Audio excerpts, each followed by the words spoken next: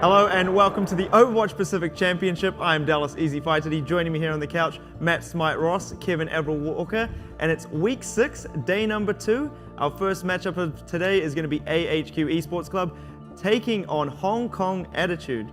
How do we feel about this one, chaps? Well, AHQ have had a pretty dominant performance in the last few weeks. I mean, even that big top 3 struggle, they're one of the teams to take down Blank so far. Hong Kong Attitude, not so impressive last night. My attitude have definitely fallen off a little bit, I think, but this is going to be still, I wouldn't say an easy match for AHQ. At the same time, Hong Kong Attitude need to be able to step back up. They need to be able to climb back out of this seemingly hole they've dug themselves into. It's also a case of other teams now severely moving forward where Hong Kong Attitude, I believe, have kind of just been stagnant.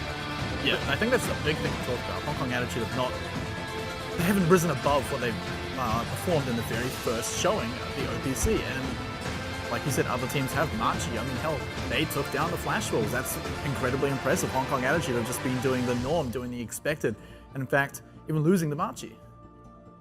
Yeah, I mean, is it sort of like maybe some of the players on the team there aren't as flexible as some of the other, I guess, sort of standout flexible players we've seen on the likes of, Flash Wolves and AHQ as well, really being able to step into a lot of different roles there?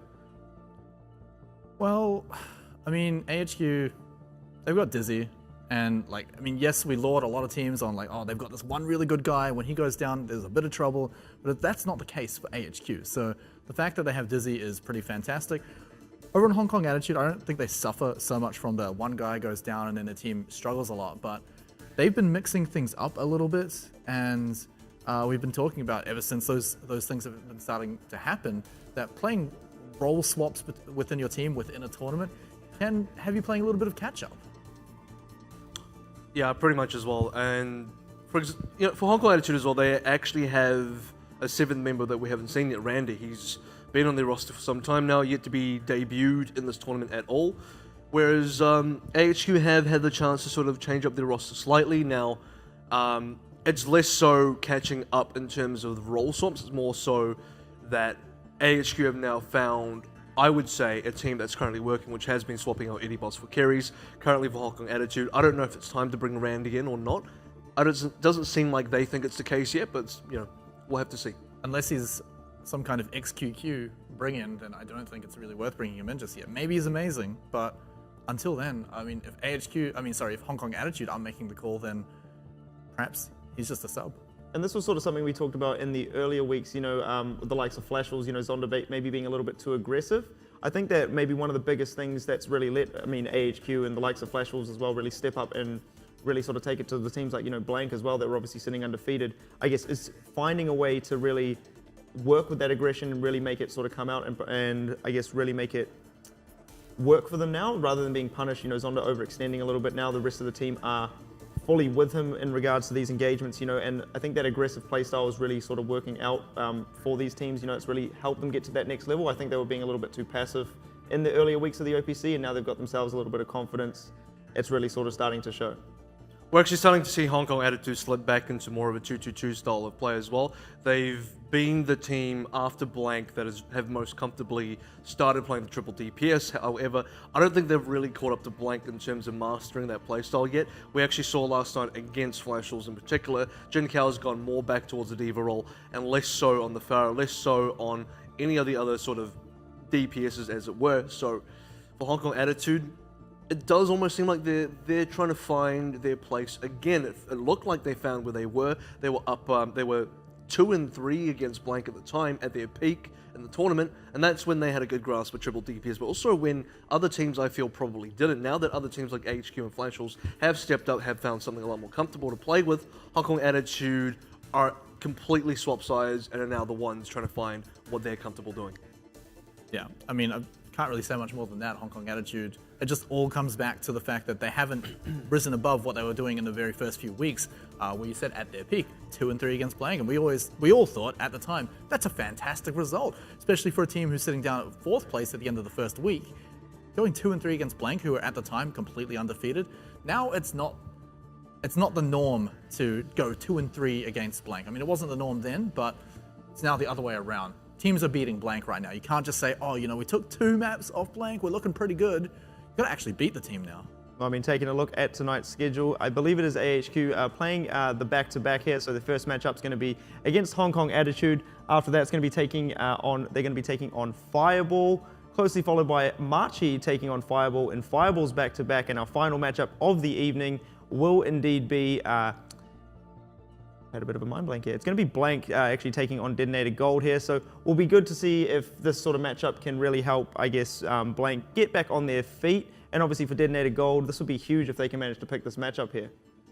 Well, I mean, match number 4 is probably the most expected result that we're probably going to see. I mean, hey, look, I'm always ready for number surprises. 2, I think, to be honest, as well. Match 2, yeah, but match 4 is a little bit more lopsided towards Blank. But look, I'm all for getting surprises in my matchups. I love the excitement that upsets can bring, but if you're a Detonator fan, you've got to be giving all of your energy over to that team if you want them to come out at the top of the night, at the bottom of the night even. And I mean, we'll have a quick look at the standings here as well. Flash Wolves now solidifying their top spot there, looking good on 11-3. Obviously played a few more matches though than the 2 teams currently tied equal for second there, Blank and AHQ. Hong Kong Attitude really looking to pick up this win against AHQ, looking to work their way up the ladder. The ever fast improving Marchi Esports sitting there on 6-7. I feel Fireball are definitely going to have their work cut out for them this evening in their following matchups. And obviously down the bottom there, the 2 Japanese teams, Detonated Gold and Sun Sister, still struggling all the way down at the bottom. So Flash Wolves have now completed the second round robin. They've had all 14 games. AHQ will complete it tonight, as well as Hong Kong Attitude, who are currently on 13 games. So the result for Hong Kong Attitude is important here. It is the difference between 8-6 and 7-7. Hong Kong Attitude sitting at 7-7 would give Marchi Esports the opportunity to finally overtake them. And this is also their pathway to start breaking into that top 3. I mean, we laud them as, well, they once were the gatekeepers of position number 4, the top 4, but really as we lead to the end of it, we've got to get into that top 3. That's where it all matters. Well, looking at AHQ though, the big standout DPS players there, Kalman and Dizzy, really been standing out. And obviously Lazy Titan, we've sort of talked about him as one of those, the best Diva player in the tournament. It looks like Kirez though going to be back in tonight. Yeah, I'm pretty happy with that.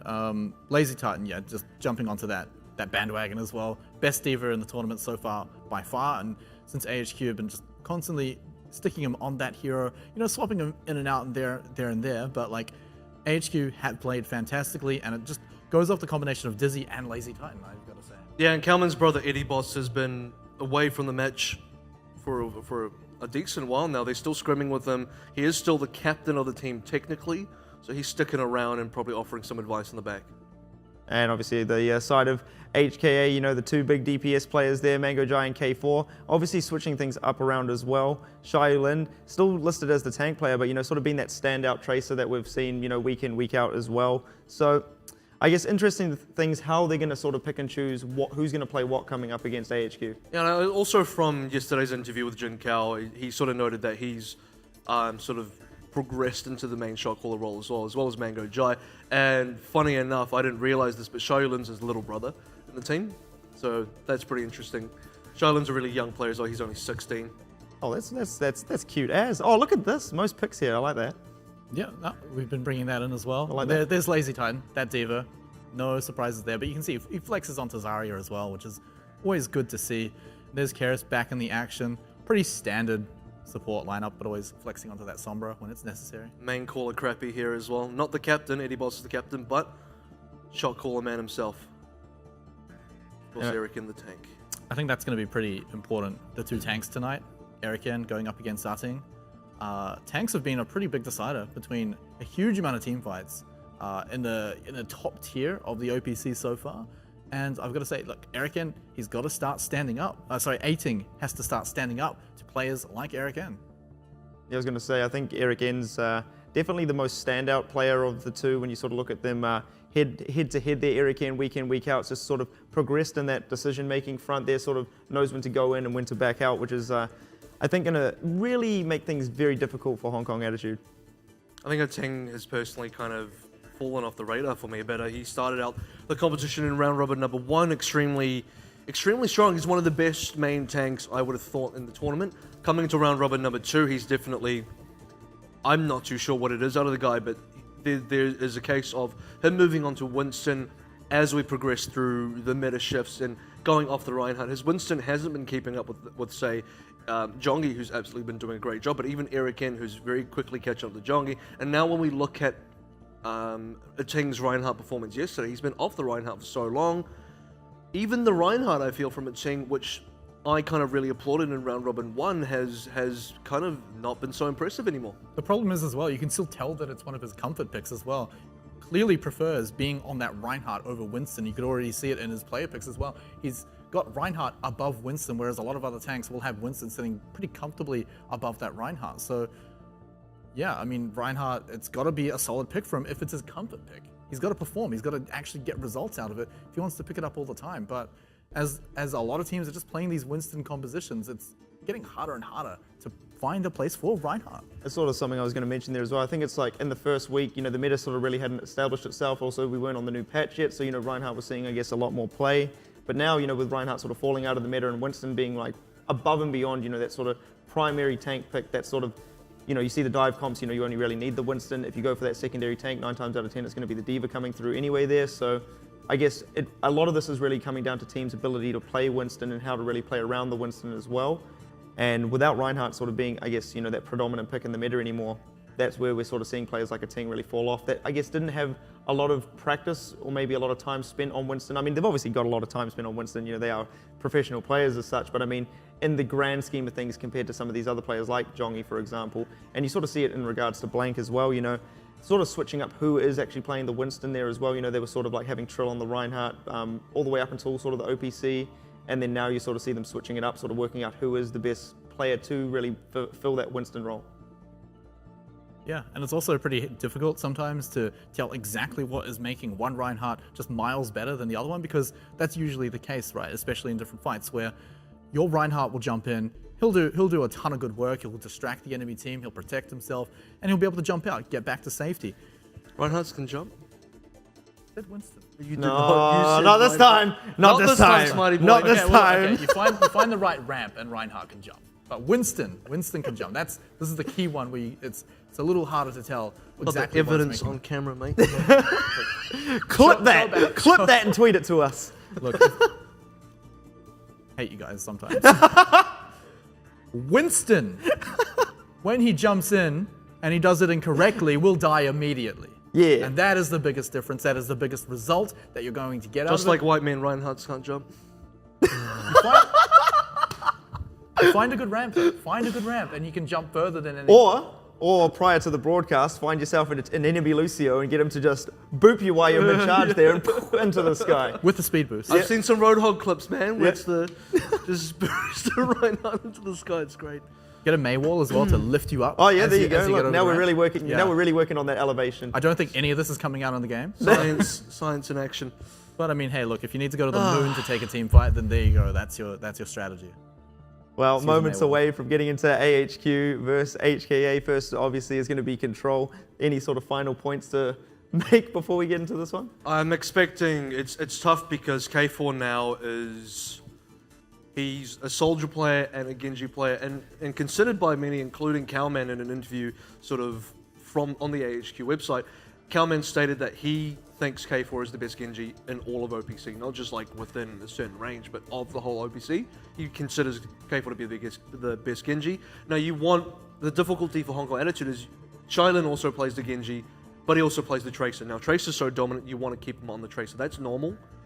So, who plays Genji? Because you also want K4 to stick onto the Soldier. You don't have another Genji player, and that's kind of where it's a bit awkward, because Jin Kao, as a DPS, only plays the Pharah. If not, he's going to be on a tank. And Hong Kong Attitude got to find a way that they can leverage their picks properly, where everybody gets to play something they're really dominant on. And I mean, coming into Lijiang Tower as well, I think that's a really sort of strong point, because Genji's so very strong, I guess, when it comes to this. We always see Genji being picked up on a lot of these maps, so a lot of these stages. That's right. I remember that's what we're going with now. Yeah. But then again, you're also going to see a lot of Tracer, so it still runs into that same problem. If you want to run triple DPS, what's K4 going to be on? If you want a Soldier, then you need K4 on that Soldier, and then you run into that Genji problem. You basically, if you play Soldier K4 and Tracer Shailin, you have no Genji, which is okay if you can make it work, but it might also set them behind. Well, into the Gardens, we'll see if they do fix that problem. But both teams looking to run pretty similar compositions. But actually, I think the big difference there is going to be the lack of the Pharah, actually. With, the D.Va being run on AHQ, you know, sticking Dizzy onto that soldier, and that's actually going to be able to take the problem out of the sky. Well, it will indeed help them in that regard. You know, it will be good to see if Kalman can really assist them in knocking out that pharmacy combo out of the sky. We sort of talked about Tracer not being, you know, that hard counter to the pharmacy combo, but it does work out very well if you can manage to get up into a good position to really sort of provide that final little piece of burst damage there. But AHQ looking to get quite aggressive now onto the point. It does unlock now, and it is falling in AHQ's favor, and they are picking themselves up a couple of kills here as well. First cap surely falling into the hands of AHQ. Two people falling off the edge surely does not help. Now the big problem as well for Hong Kong Attitude is that they were trying to cross the bridge while AHQ were already in position. Dizzy literally sitting out on the courtyard. There's no one to really contest him because the pharmacy combo up in the air was not using any kind of line of sight to keep them safe. They were just completely open whenever they were getting into the angles to lay down the barrage onto AHQ. So Dizzy just had free reign on them. They got them pinned down, and Hong Kong Attitude were forced to take an awkward initiation and just ended up not working. There's a pulse bomb gone, but at this point AHQ can afford to throw those things out. Kyrie's though finding that early kill there onto Jin Kao, so now this is really going to put a stopper into Hong Kong Attitude's next attack here, as AHQ just ticking up 35% here, and they do have strong control of the bridge as well, so Hong Kong Attitude really going to need to rethink their next attack. Obviously K4 getting a lot of chip damage out here, but will it really be enough for them to push through? Unlikely. Well, I mean, if he gets up to Tactical Visor, that's a good tool to get through, but AHQ are sitting there ready to go with a sound barrier. Now it's just going to be initiation where they try and bait out ultimates from AHQ. And this is what we talked about just at the start of this there, you know, it's going to be the Winston just jumping straight through, paying with his life there. Dizzy already hitting that Tactical Visor very early into this one, just to clean up these last few kills from Hong Kong Attitude. 60% now, and Hong Kong Attitude need to pull something out of the hat here and get themselves back into this. They do have that Resurrection to work with, so, and that Tactical Visor on K4. Xiaoyu can really open this up with a pulse. They are actually coming close to 6 ultimates right now. Just got to get Jin Kao up a little bit, but the problem is AHQ pretty much have the same thing. Cowman will surely get his pulse bomb during the next fight. They're running out of time, sitting at just under 80%. That's a good kill. They can actually go in on off this. Yeah, K4 opening that one up onto Cowman now. Watch out for Lazy Titan here as he's holding it down. There comes the Tactical Visor from K4. He almost drops very instantaneously, but indeed Lazy Titan is there to finish that kill up. The sound barrier now coming up from the side of AHQ to push them on through this fight. Got to watch out for this Resurrection from Mango Jai. This is going to be all that they need to keep themselves in this one, as a Ting picks themselves up a few there, as Xiaolin just picking off Lazy Titan as well. Looks like Hong Kong Attitude should indeed be able to pick themselves up the cap here, but great contest now coming out from the side of AHQ. Already pushed this one into overtime, but Hong Kong Attitude do recap. Good conservative play by Hong Kong Attitude, actually holding on to a lot of their ultimates. K4 swapping onto Genji anyway, so the Tac Visor also doesn't really matter in the fact that they did use it. I mean, it allows them to swap onto Genji now. They also save the res, which is a big one. AHQ now have a very single-minded strategy of getting in to take this point back. But the thing is, they only have to win one more fight. AHQ can take all the time in the world, find one pulse bomb to get a kill. Not going to find it there, but sound barrier used reactively.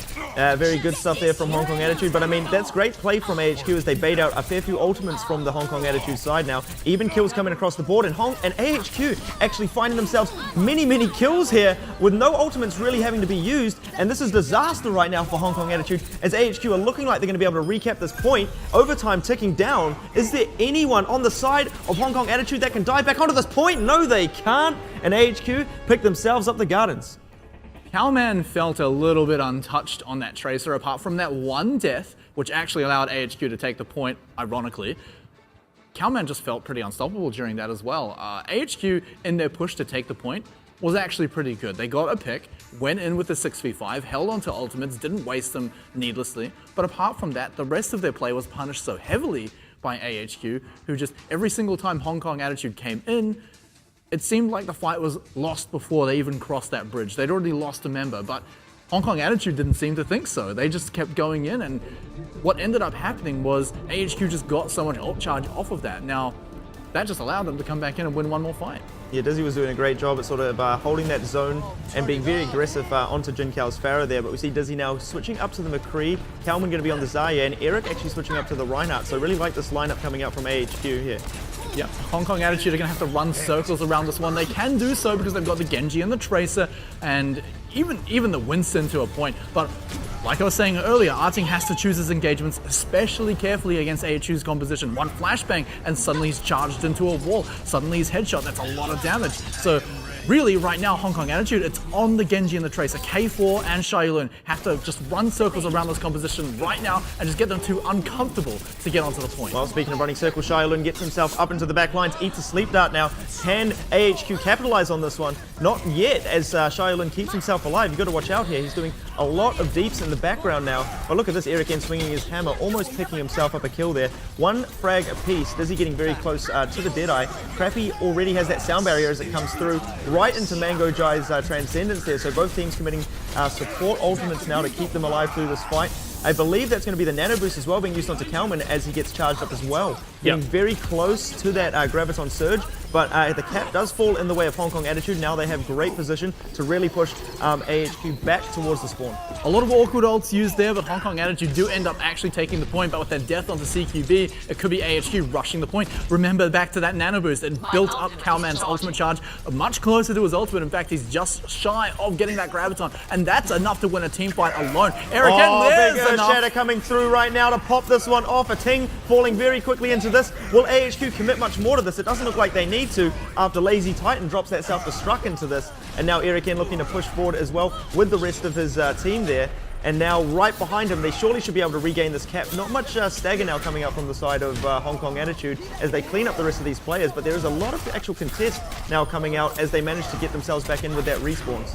Hong Kong Attitude, they have bought a lot of time on the point, that's for sure, but AHQ are definitely going to take it. They're gonna also take all of that ultimate charge that was handed over them. Remember that Earth Shatter about 3 seconds ago? Well, get ready to see it again because 60% Eric N is already charged up. They can now hold it at the door, and with the Graviton Surge, that's incredibly powerful.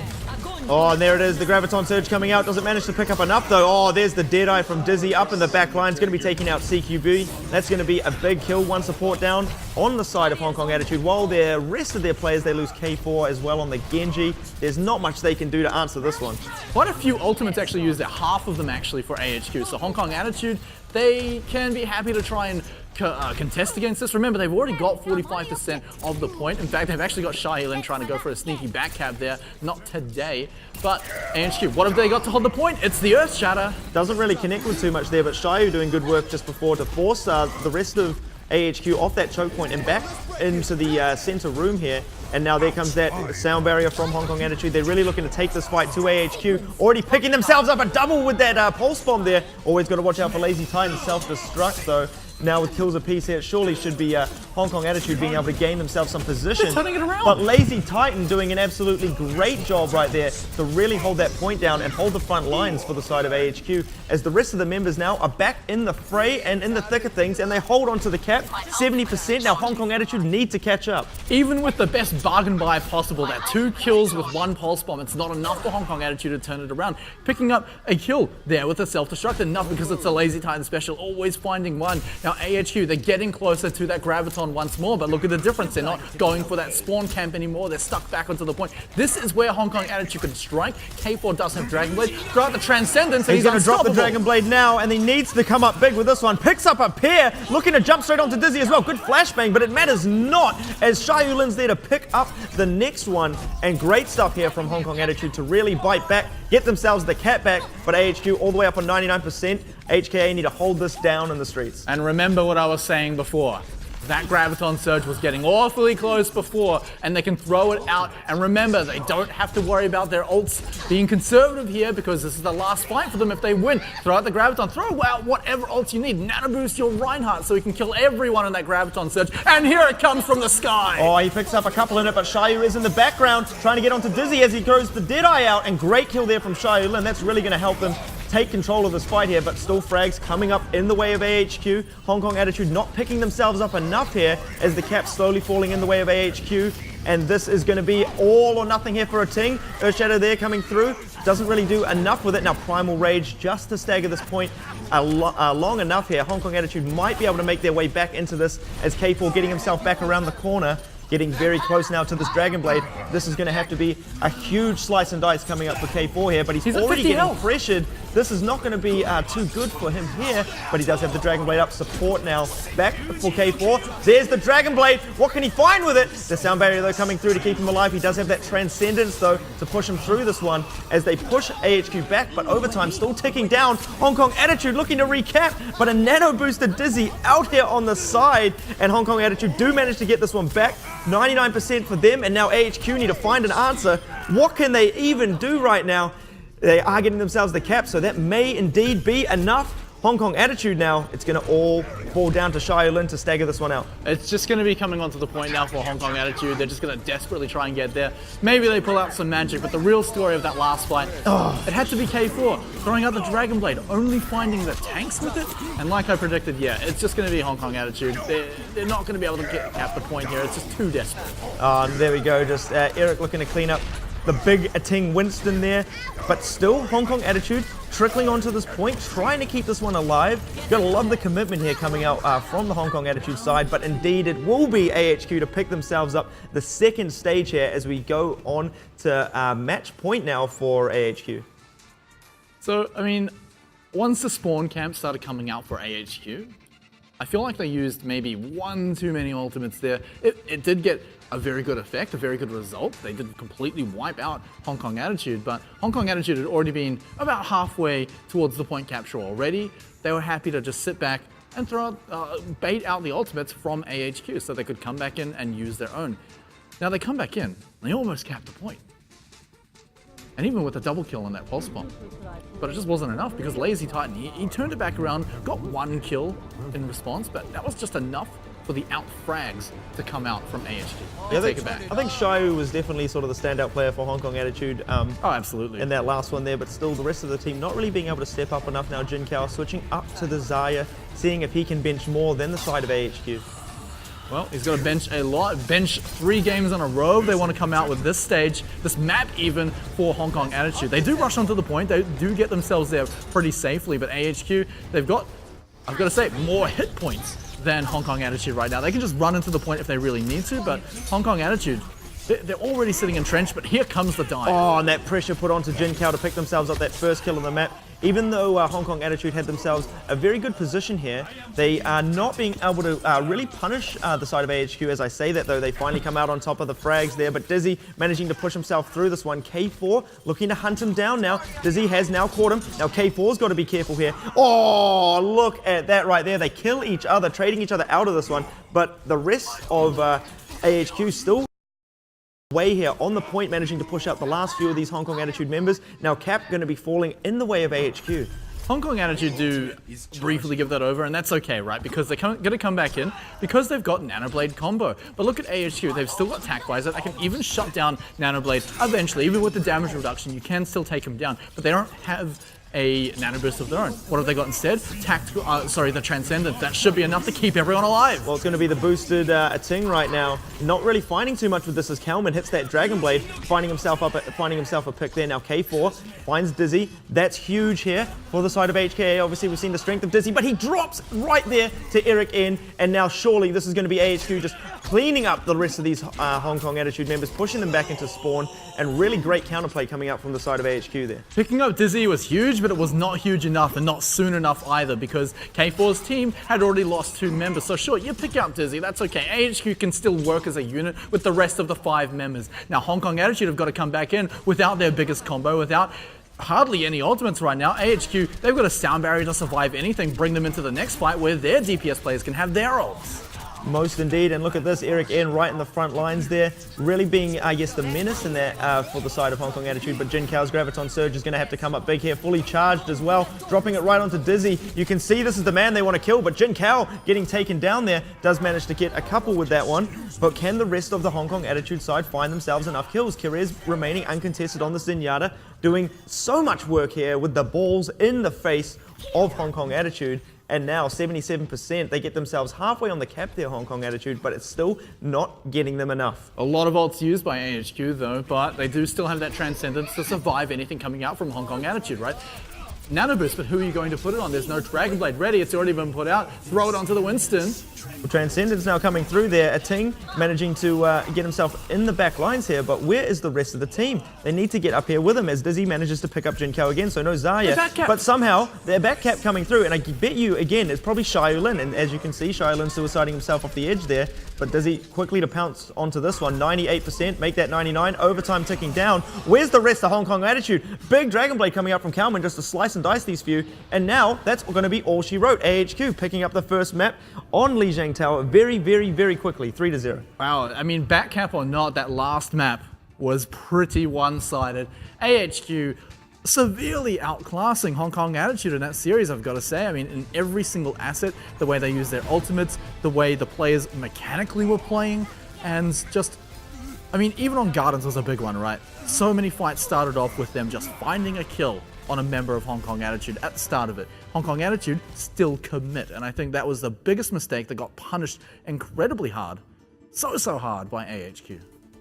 I mean, I think we really got to see it there as well. You know, Eric being, you know, definitely the standout Winston compared to obviously what Hong Kong attitude could throw at them. And I mean, they really were putting a lot of pressure on, you know, trying to take out Dizzy, and we've sort of seen that work for some teams before. But I mean, Carrer's generally uncontested on that Zenyatta through the whole series there, and looked like he was really, I guess, the unsung hero for the side of AHQ. And also Eric in with that double. Yeah. But that wasn't even the only one. I can't remember if it was him or Ting, but both the Winstons, particularly on Gardens, got a lot of environmental kills in Primal Rage, just with the landing of the jumps itself. Yeah, so I mean, that was the big one. It's getting 2 kills right off the back like that, especially one into K4, really important. Now, I want to sort of highlight part 2 of the Genji discussion was that actually, even if you do pick Genji nowadays, as you can see, one Dragon Blade, particularly if it's a Nano Blade, you maybe get 1 kill, and for 2 ults, it's not good enough. It really is not good enough anymore. I think the threat of the Genji is important to have there, but the massive committal coming out of them, it's really hit or miss. And for K4, it is a bit of a struggle, because do you want the guy to be on Genji or do you want the guy to be on Soldier? Because yeah, when he's on Soldier, he's also good, but he's also particularly quite good on the Genji. But even if he's really good on Genji, you can see the results here, and they're not as good as you want. The thing is as well, I mean, yeah, 1 kill, not super great for putting 2 ultimates in. They still lost that fight, which is the most recent one that we'll be talking about. And the reason they lost that fight was, I mean, yeah, K4, he might have just barely done his job by getting a kill on the main carry as well. So still okay results. Still, you could expect to win the fight off the back of that. But in the backline, his team is just losing. They've already lost 2 members, so I can't really fault K4 at all for that part. And who knows if the fight had gone even a little longer. You saw him deflecting straight after he killed Dizzy. If his team was there, wouldn't have had to do that. Could have been going straight in for more kills. So the value of that combo there could have been so much more had his team not just been jumped at the start of that fight. So yeah, I was going to say AHQ really sort of took the fight, you know, straight to Hong Kong attitude there first, and that kill onto Dizzy was, you know, a reactionary kill, and I think that's just a little bit too late in regards to that. You know, going for the DPS player when the rest of your team's already dead, you may as well either just pull back and not really commit to that fight, save up obviously maybe a big sort of death push for the next one there, because you're already down 1 player. Why would you jump straight in onto Dizzy, and Dizzy's going, well, I've already killed one of you guys anyway. Doesn't matter, the rest of my team are just going to wipe you out because you guys have terrible positioning, and we're already up in your faces, keeping them in that choke point there. So I think, even though it's good that he went straight for Dizzy, it doesn't really matter because it's a reactionary kill, and he's not starting the fight with the pick onto Dizzy. It did feel like he pulled the sword out as his teammates died. So true, it is. You know, it's a split-second timing. You know, obviously being the spectator, you know, I can pretend like I know what I'm saying. So on the AHQ side, I'm actually quite impressed that Cowman's been able to bring out the Tracer a bit and start to really show that off, because he brought it out early in the first round robin, then he kind of never showed it again, and now he's starting to bring the Tracer. It's important because I feel like Tracer's been one of the weak points for AHQ. Dizzy, while being probably the best soldier in the tournament, has a pretty lackluster Tracer in comparison. It's not a bad Tracer, it's just if you're one of the best DPSs, his Tracer should also be kind of at that standard, but it really isn't. So the fact that Kalman can now also bring out a decent Tracer to complement the soldier from Dizzy means that they can run pretty safe double hit scan compositions like that. Also a bit of a history lesson is the last time AHQ and Hong Kong Attitude met, we went to a map 5. So these two teams went to the distance, and right now after Lijiang, I don't know if they're going to be able to do that again. That's sort of what we Yeah. talked about, before getting into the series there, about how AHQ have sort of just progressively been getting better and better, and Hong Kong Attitude being a little bit stagnant, on their growth, and we're really sort of starting to see that here after Lijiang Tower. And just coming off the back of what you just mentioned about Kalman's Tracer there, in that fight on Gardens, I believe it was, they went in and all they had was that Pulse Bomb to work with, and the Pulse Bomb went out, he didn't even pick himself up a kill there, but they still managed to win the fight, purely just based off frags alone. And I mean, I think the side of Hong Kong Attitude in that fight, I think they had 3 or 4 ultimates to work with. I think they had a sound barrier as well. And still, coming off just, that great Tracer play from Kalman, really let them win that fight purely just from his annoyance, for the side of Hong Kong Attitude. There were a few really good pulse bombs in this series. Oh yeah, for sure. Don't get me wrong. Unfortunately, the majority of them came from AHQ. The one time that we saw Hong Kong Attitude get a double kill with pulse bomb, they still lost the fight. And it wasn't like it was a desperation pulse bomb when you've only got like 2 guys left and the enemy team is. Yeah, I love the way you sort of alive. put it as well, the bargain, Yeah. I mean, like it's a great deal, right? One of the cheapest ultimates as well. You spend that, you get 2 kills back. That's fantastic, right? It still wasn't enough. Still wasn't enough because even though it brought the numbers to I think about 5v4 or something, maybe 6v5 or 6v4, something like that. Lazy Titan getting a kill back with his ultimate, that's great to even things up just a little bit more. But even then, still at his numbers disadvantage, AHQ managed to come back. And I think that's just saying something for the team as a whole right now. For both sides, actually. AHQ improving quite a lot to be able to do that. But Hong Kong Attitude simply not able to just exploit the fact that they got a double kill off a Pulse Bomb. I mean, we talked about this with AHQ before. It's almost the previous example being you kill Dizzy, the other 5 guys bring him back. This is kind of the same thing all over again, where you have to really take down AHQ as a whole, or they will just kind of regenerate, because it's essentially what it is taking specific members or even got that just X small factor. chunks out of them isn't quite enough. You've got to like kill them down to the very last cell, so they're not coming back.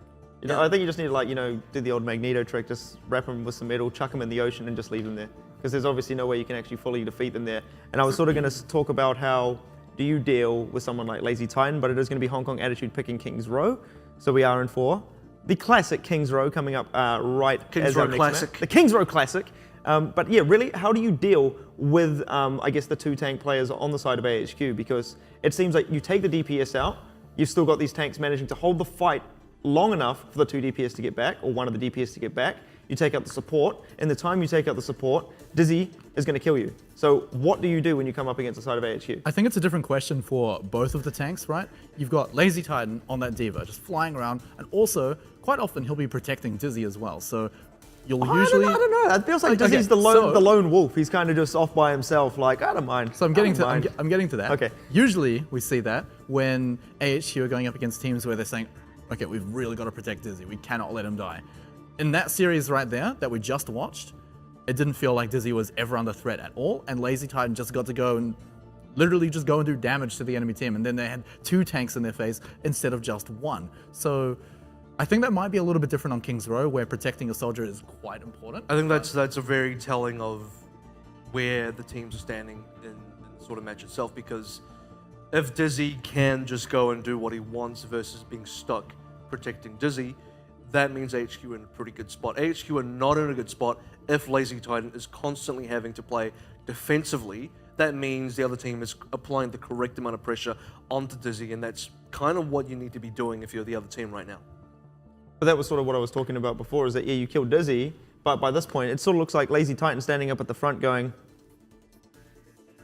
and the rest of Hong Kong Attitude just run past him, and he's like, okay, I'll just keep shooting you then, don't worry about it. And by the time they kill Dizzy, he's already, managed to take out 1, because Eric's with him as well. And Carrez, I think this is the biggest thing, is when we see the Zenyatta picked, it doesn't matter who's playing it, you just take Zenyatta out, because, it's Zenyatta, right? It's so immobile, low HP as well. But it seems like Carrez in a lot of those fights there was just like getting to go to work as well, and that's providing that little bit of extra damage, so when you jump on Dizzy, you're still having to take the balls of Zenyatta, right, with the Discord Orb, and now the tank's like, well, we can kill you now as well, we don't need Dizzy. And this is what I was sort of talking about, the fight gets staggered for long enough for Dizzy to get back. So I feel like killing Dizzy, even though you need to do it, they need to come up with something else. I think particularly for Control, that's the case because of shorter respawn time, or shorter distances actually, not shorter respawn times, but the distance you have to take to get back into the actual fight itself. Not that long. Now, when we go to something like King's Row, something that is hybrid or escort or assault, suddenly things do change up, and those kills matter a lot more, and they will have a lot more weight on each death. So, I still think you absolutely want to prioritize Dizzy if you're the other team, because not only do you pressure this DPS from getting the necessary damage output, but also it pulls Lazy Titan back and reduces AHQ's damage output by 2 full members, which I think is important. So for Hong Kong Attitude, they're coming into King's Row right now, and I've got to say, AHQ are almost famous for this one, right? Holding that first point quite often. I believe they held it against Blank on the first point as well. And a lot of it comes from how Dizzy is just so safe up in the window. And you talk about when you go and pressure him, when you try and take him out of the fight, Lazy Titan is there, and like that's great. You're actually just taking up the attention of 2 players there. But a lot of teams we've seen in breaking that soldier up in the window strategy have literally just been trying to break through that bell tower, getting up onto the balcony, up into the window with whatever soldier is up there. In this case, it's going to be Dizzy, and just flushing him out and then taking the fight from there. So yeah, that's sort of I guess the most successful attack we've seen, when the attacking team really tries to put, I guess, not just 1 or 2 players onto him, but obviously moves the whole team up there, flushes them out, and then sort of drops down and uses that high ground advantage to themselves. This is obviously, I should have rephrased this a little bit. When it's control, I feel like you can't just go for Dizzy, but coming into these, assault, hybrid maps, things like that, that's where obviously you do want to try to take out Dizzy first of all, because obviously without him, there is a lot of damage lacking for the side of AHQ there. I really feel, though, that Hong Kong Attitude need to do that similar strategy. Put everyone up on the high ground together, walk it slowly together, because if they try to take 1 or 2 players, Dizzy's going to deal with them very, very simply. Hi, Tracer. Doing some emote blinks there. I love the fact that you can do that. But AHQ defending. Yep. Hong Kong Attitude going to be trying to break that point. AHQ are running that shield-based composition, which, in my opinion, makes running up into the balcony even more important, because if you run up there, then AHQ, they don't have the vertical mobility to run up there with you. They need to block you at the doorway, and this is something that Hong Kong Attitude can definitely take advantage of, but AHQ are just not letting that happen. They're moving back up to the choke point, forcing them back. Nice stuff there. They're trying to really split Xiaolin up in the back line there, but Hong Kong Attitude Dizzy really making AHQ pay right now.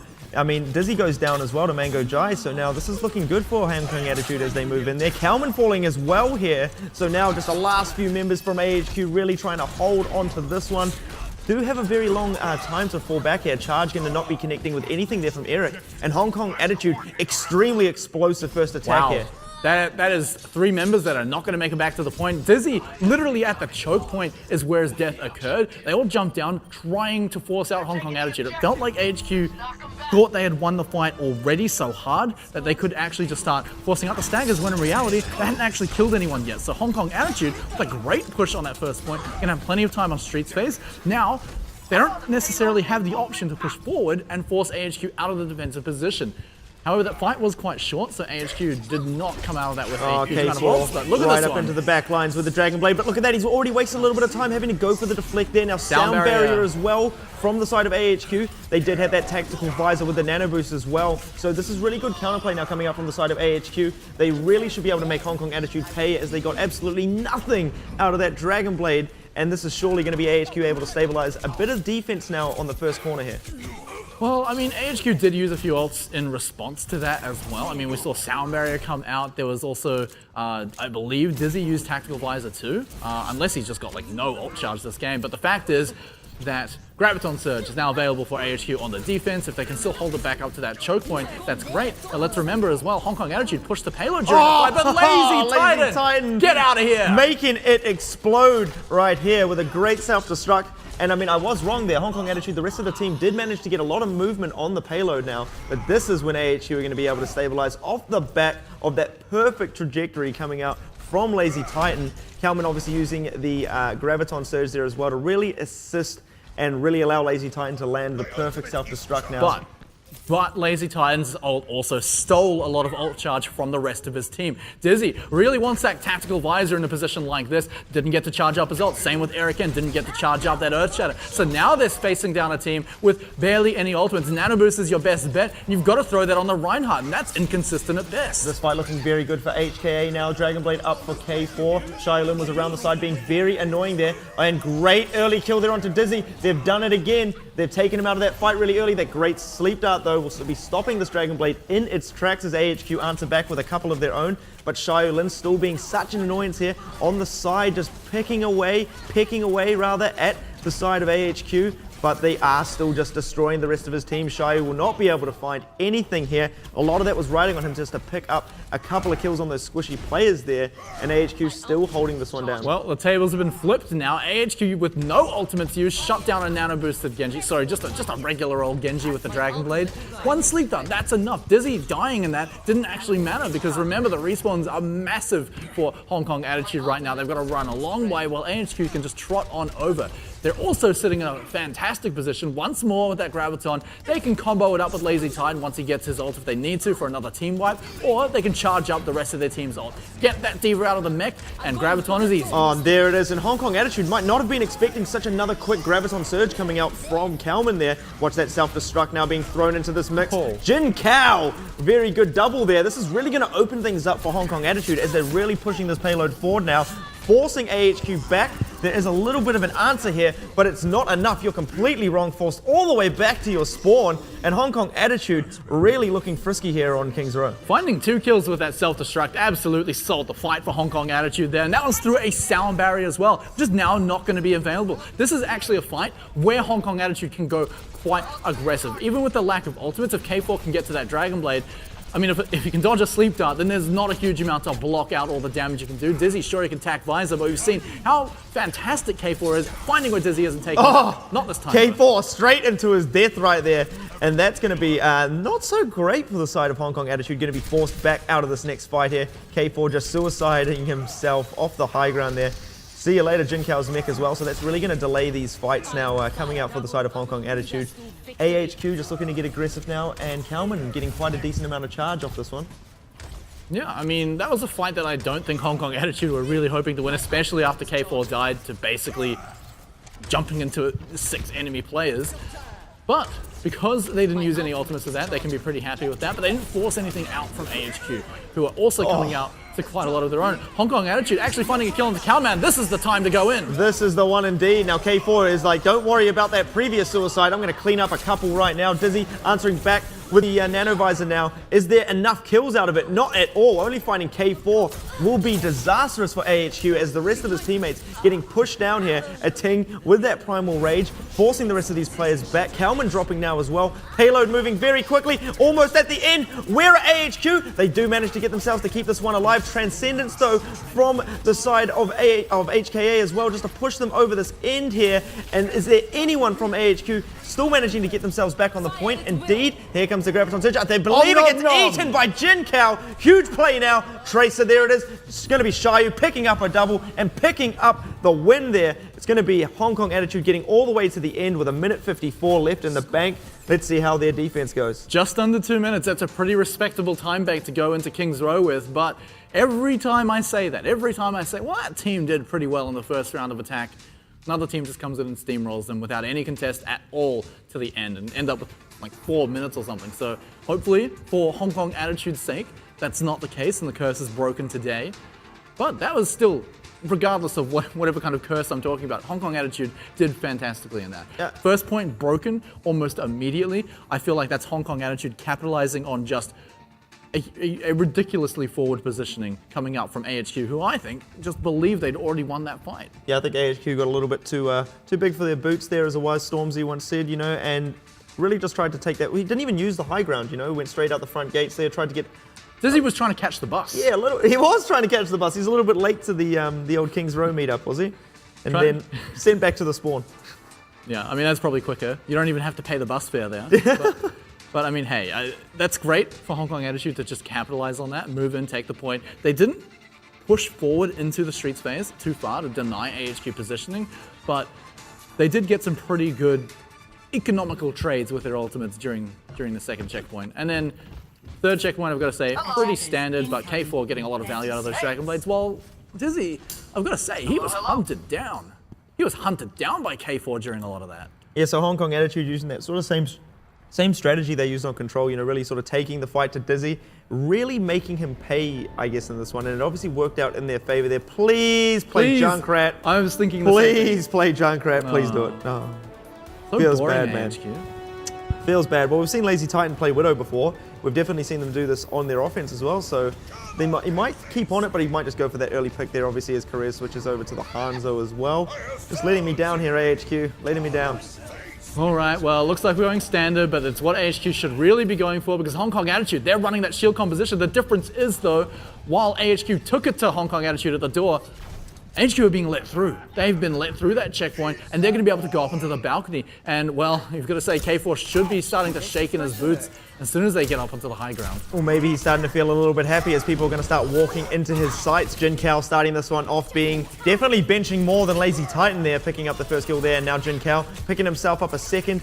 No one really contesting K4 up on the high ground. Took a little bit of damage and now gets flushed out, but still can deal with the flanking Dizzy there. And we've sort of talked about Dizzy's tracer, you know, not really being completely up to scratch compared to some of these other tracers. So we'll see what he can do with this one. Oh, K4, good, nice shots, but doesn't find the kill. And there's Shailin on the Diva this time, actually. Just there to protect K4, who is, by the way, on the low ground now. So this is on AHQ to try and dive them. They can find K4 in the backline. And I've got to say, Dizzy is absolutely going to want to find him after what happened in the last match, where he was just hunted down relentlessly by K4. But the positioning, they're giving away a few ticks onto that point.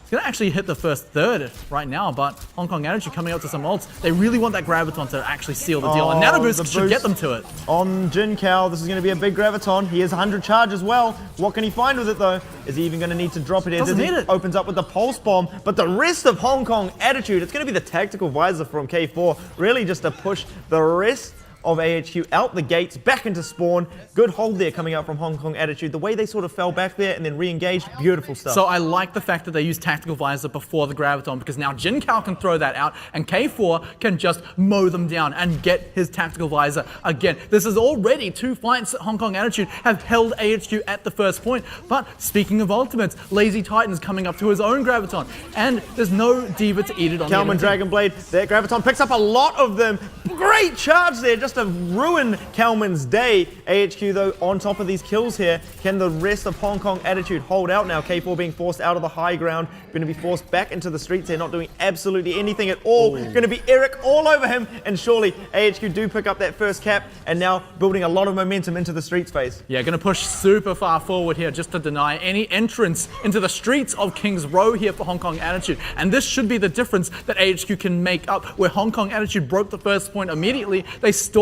a little bit in the second checkpoint. AHQ, looking like this, should have no trouble getting that payload all the way through. They do have 2 people on it, though. So if Hong Kong Attitude, looking up at the top of the screen, notice this, they can go in with a 6v4 at the front. Oh, that was a great read there by K4, just popping out preemptively, already imagining Dizzy to be controlling that high ground, really forces him back to the rest of the side now.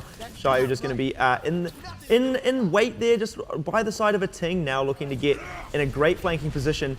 Does Kalman manage to catch him, though, or did Kalman run right past him? No, indeed. Will be forcing Shaolin back to the rest of the team. And look at this, AHQ still getting very aggressive up in the front lines.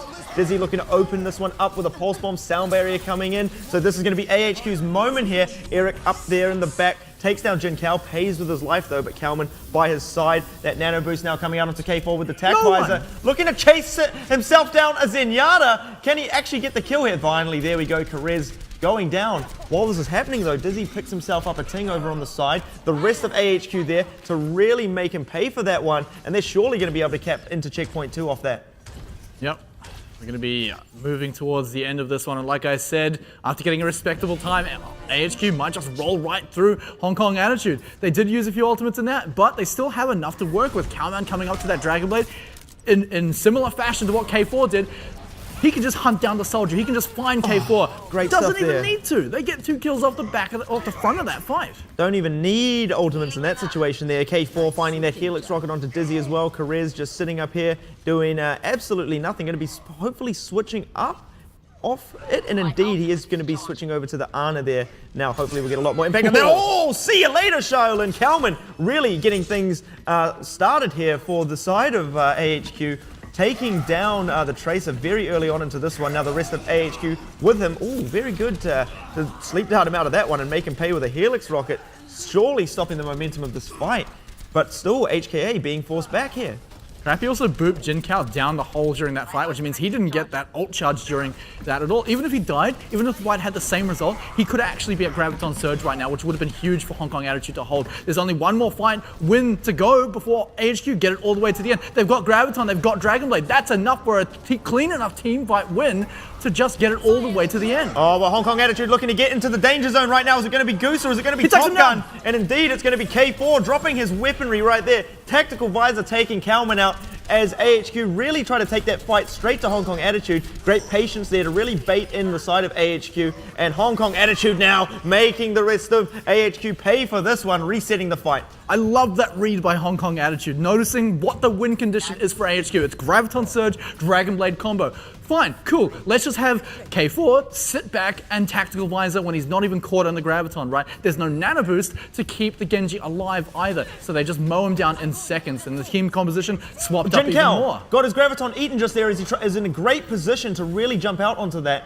but gets stopped in his tracks, but still the rest of Hong Kong Attitude aren't even fazed by that. Pushing the rest of AHQ back yet again. Don't even need a Graviton to surge today, mates. And now the Nano Boost going to be up here as well. This is going to be big. Still a tool that they're not going to have during the next fight. What have they got to deal with the Tactical Visor? Are AHQ just going to wait for Keras to get that Nano Boost, throw out for that combo? They can even use Sound Barrier to keep Dizzy alive. But 1 kill, 2 kill, this should start off things big. Don't even need ultimates yet. There comes that Earth Shatter. Surely looking to get things crispy here. There's going to be that Nano Boost to Jinkao, but he gets taken down now as well. Jinkao still holding onto this Tactical Visor. Nice smart play to hold onto this, as surely Hong Kong Attitude should be able to use that very short distance to get themselves back and contest a bit of this payload there. Dizzy trying to fly, can't get any wings with that. Give him a Red Bull, boys and girls. Soldiers can't fly either. This surely has to be Hong Kong Attitude falling down to this point as they trickle back on here, and still there comes the Tactical Visor. Can they get enough? Oh. There it is. It's going to be AHQ pushing quickly. It's going to be Shio trying to hold on to this one. Is anyone there to contest? It looks like they can for some brief seconds here, but AHQ do get themselves all the way to checkpoint number 3. Slightly slower though than Hong Kong Attitude, almost a minute slower. Yeah, still a minute under. It would have been huge if Hong Kong Attitude could have brought them into overtime, where they would have had a much better shot at taking out the win there. But 1 minute, that's not a huge amount of time. And remember how long it took AHQ to take that first point off of Hong Kong Attitude. We're going to see it again as the first time bank round. Hong Kong Attitude, we've also got to remember their first point capture as well. It was almost immediate. They could probably do it in under a minute, but they've got 2 to do it. See, I guess the thing to sort of note coming into this one now is that AHQ maybe did get a little bit too over aggressive in their first sort of defense there. They now obviously have sort of been able to, I mean, they've improved so much over the last few weeks. They've surely been able to look at their first defense there and think, okay, let's not be do a little that bit more. Let's not do that. Let's just sit up in the high ground like Hong Kong Attitude just did to us.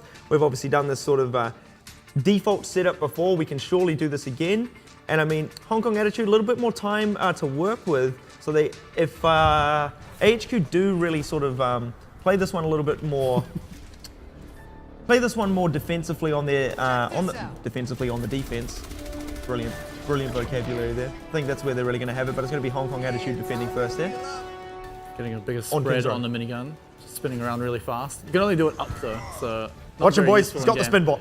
But AHQ going to be on the offense first here. Can they break it in under a minute? They're already sprinting up to this balcony here. They've got to set up, but they don't really have time to set up. They're already moving up towards the point. Do they have enough to get in there? Well, the two Reinhardts matching swing for swing right here. Oh, but that's going to be Eric finding himself one more swing there. So, I mean, he's obviously already establishing that dominance there. That's Reinhardt what it's dominance. all about. A Ting being forced back. He knows now not to mess with Eric. Get off of my high ground. And K4 having a little bit of protection now from the likes of Shaolin. Shaolin being pulled off the ground fight here, so you got to watch out for that. Now K4 back up into the window, really getting to unleash. Oh, but there it is. It's going to be AHQ pouncing right on top of him. Dizzy being the greater old man here. Now Kalman super charged up. You got to watch out for him as well. Can be going straight through that defensive matrix, pushing the rest of Hong Kong Attitude back.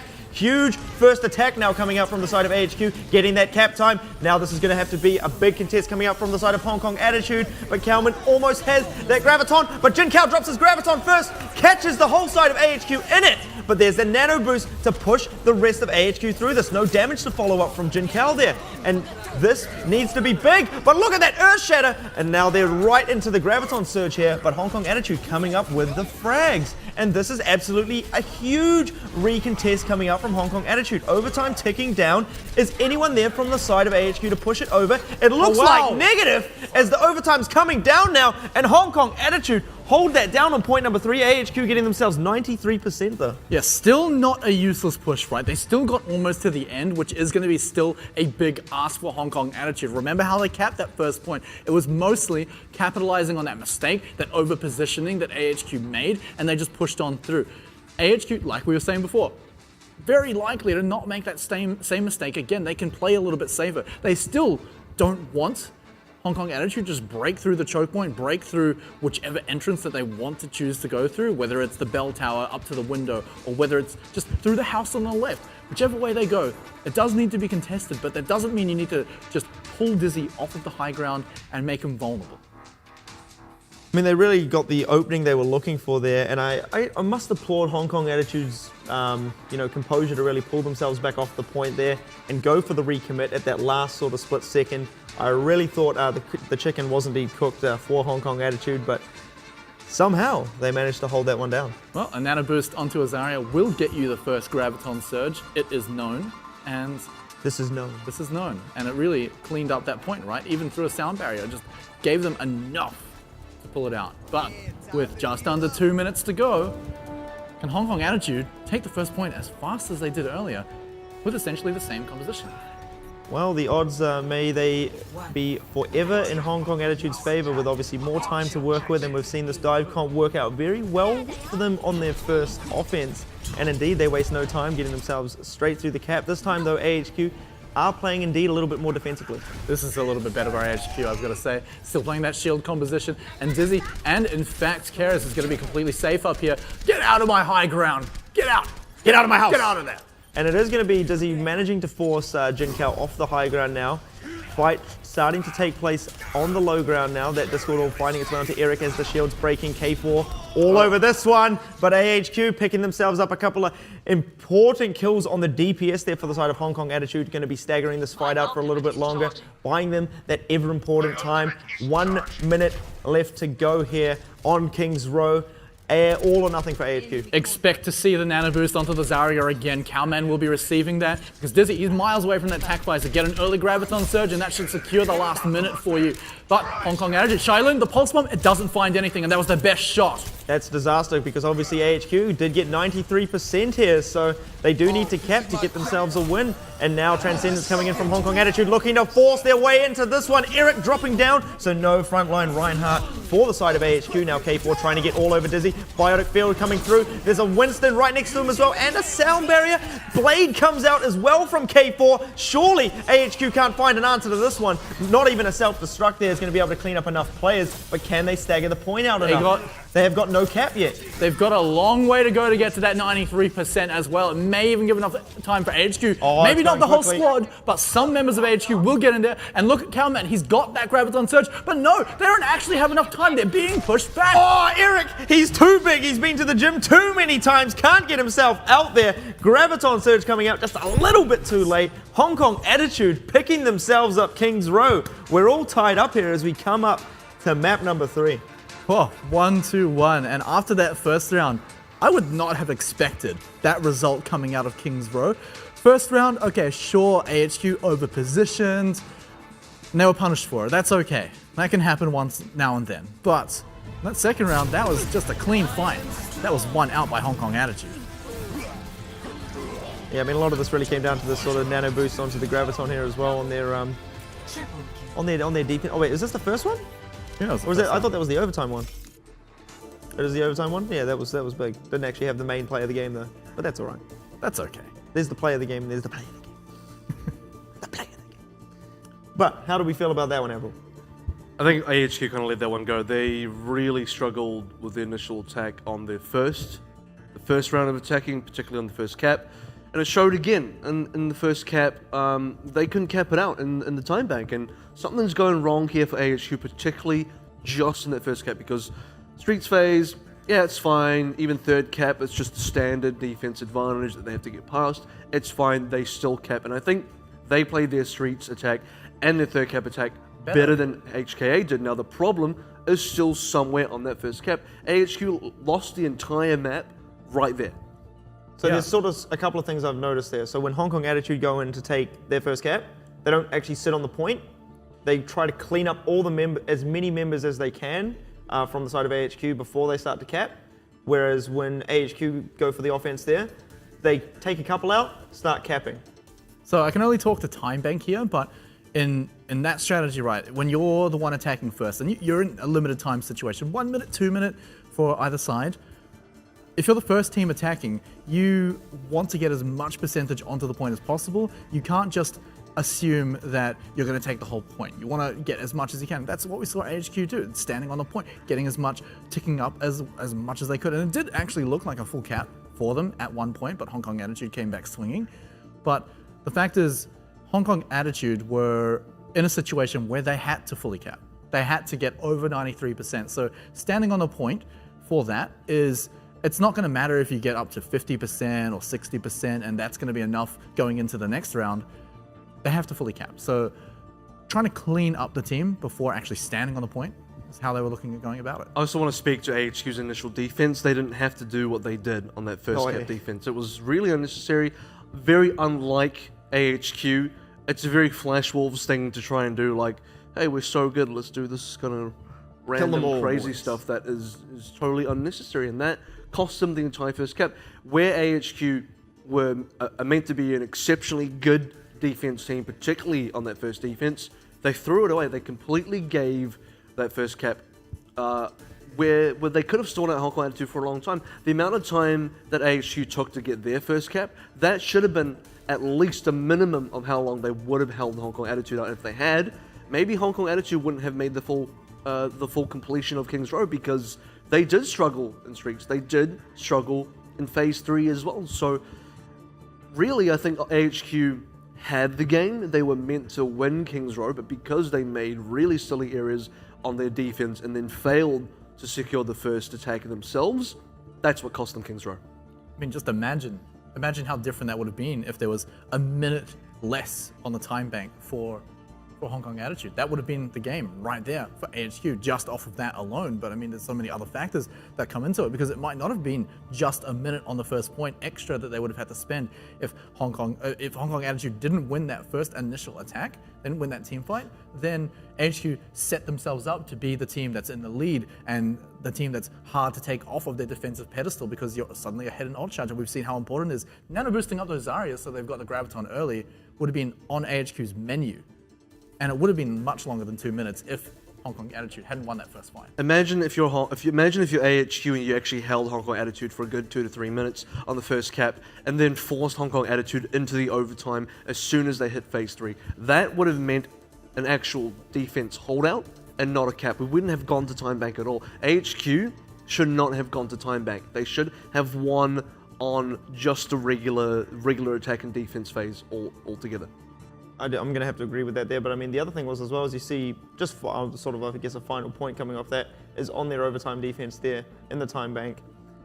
Eric, if he could have gotten out of the doorway there, I mean, great blocking as well coming through, they had the Graviton Surge to work with as well. So the thing is like, if they executed that just slightly a little bit better, or obviously Eric managed to touch the point a little bit better, I still think that AHQ were quite comfortable and quite confident in themselves to recontest that point there and stop, I guess, Hong Kong Attitude, capping over 90%. I think positionally they had already lost it. I kind of wrote it off as soon as they lost the team fight. Even if Eric had touched the point, even if they had gotten the Graviton off, they would have been in full desperation mode. Eric would have definitely died, because it would still take, he'd have to hold on long enough to try and stay alive while the rest of the members came in. Meanwhile, trickled, by the way, no one there to actually support Eric, none of the supports there. He would have been 100% killed. Then the Graviton would have come out, the supports and the DPS would have just got there in time to try and add damage. It would have been really scrappy, extremely difficult, and I think AHQ would have been very fortunate if they did manage to pull that off. But, if imagine and predict what would have happened, I don't think it would have been a successful defense no matter which way you cut it. So do you think, I guess it really comes down to AHQ just being a little bit, not even a little bit, way too overconfident in their first defense On that set. initial one, yeah. That's what really lost them the entire map. I said it during the game, right? It felt like they were thinking, we've already won this fight, they were doing exactly what teams do when they've already won fights, trying to just push them back into the spawn, get a kill, extra kill or two there to buy yourself an extra 12 seconds on the respawn at the best, and looks like they were trying to do that, but they hadn't actually killed anyone yet. And because of that, Dizzy was literally parked in the middle of that choke point, which is such a dangerous position for a defending soldier to be in. So I guess the other thing there as well, just one thing to come off the back of that, do you think it was a little bit of miscommunication from the side of AHQ, sort of pushing in there and not trying to sort of cap everything out, or was that maybe the strategy they were going for, just to try and get as much percent as they could? They all looked like they were all on board with that idea. I don't think it was miscommunication at all. They were all very, very keen to get in there and get a few more kills. I mean, a few more kills, any kills A little at bit all. more charge, give me some ultimates, boys. Exactly, right? Like, it just comes down to overconfidence. And just on that topic as well, on the initial attack for AHQ, if you're gonna scout with your Widow and your Hanzo, then do that, but immediately get off and go on to whatever your normal pick is. If you're gonna stay on there and start poking damage, that's a complete waste of time, because you're not doing enough damage that will actually grant you a kill, because guess what? You're the DPS player and you actually need to be the one securing the kill. You're also getting ult charge on a hero you're not even going to use, so you're going to swap it back to 0 anyway, and you're feeding ult charge to the enemy supports who are going to heal up all the damage you do in the poke, so utterly waste of time. Do your job, scout, and then immediately go into what you're meant to do and attack, or don't even scout and just play what you're meant to play anyway. So for everyone at home, swap off Widowmaker sooner. Or hit your shots. Big time shots. But we are one apiece here, AHQ taking on Hong Kong Attitude. We're going to go to a quick break, and when we come back, it's going to be map number 3, AHQ's pick. Big things coming. Hello, and welcome back to the Overwatch Pacific Championship, Week 6, Day number 2. I'm Dallas Easy Fighter D. Joining me here on the couch, Matt Smite Ross, Kevin Averill, super hard worker. Gotcha. Bit of both. Bit of both. So you got his wrong name wrong. No, I which did. was I right. definitely did this one on purpose here. I was just really trying to bait out a reaction from him. I got it. He's not liking it though. Cool. He's not having a bar of it. Like We're it. currently in Hong Give you a Kong spot. Attitude, taking on AHQ Esports. One map apiece here. Obviously, it is best of 5. Coming up into map number 3, it is going to be AHQ Esports pick. So definitely coming off the back of King's Row, a little bit over-eager performance from AHQ there, really let them down, probably costing themselves the map. But now it's going to be their chance to really answer back and pick themselves up another map. But can Hong Kong Attitude punish that confidence now coming out from AHQ? I think they just did. So if they can do it again, that would be really good for Hong Kong Attitude. But this speaks a lot for AHQ's ability to come in tomorrow against Blank. I think if they want to beat Blank again tomorrow, they can't be having a repeat of what we just saw in King's Row.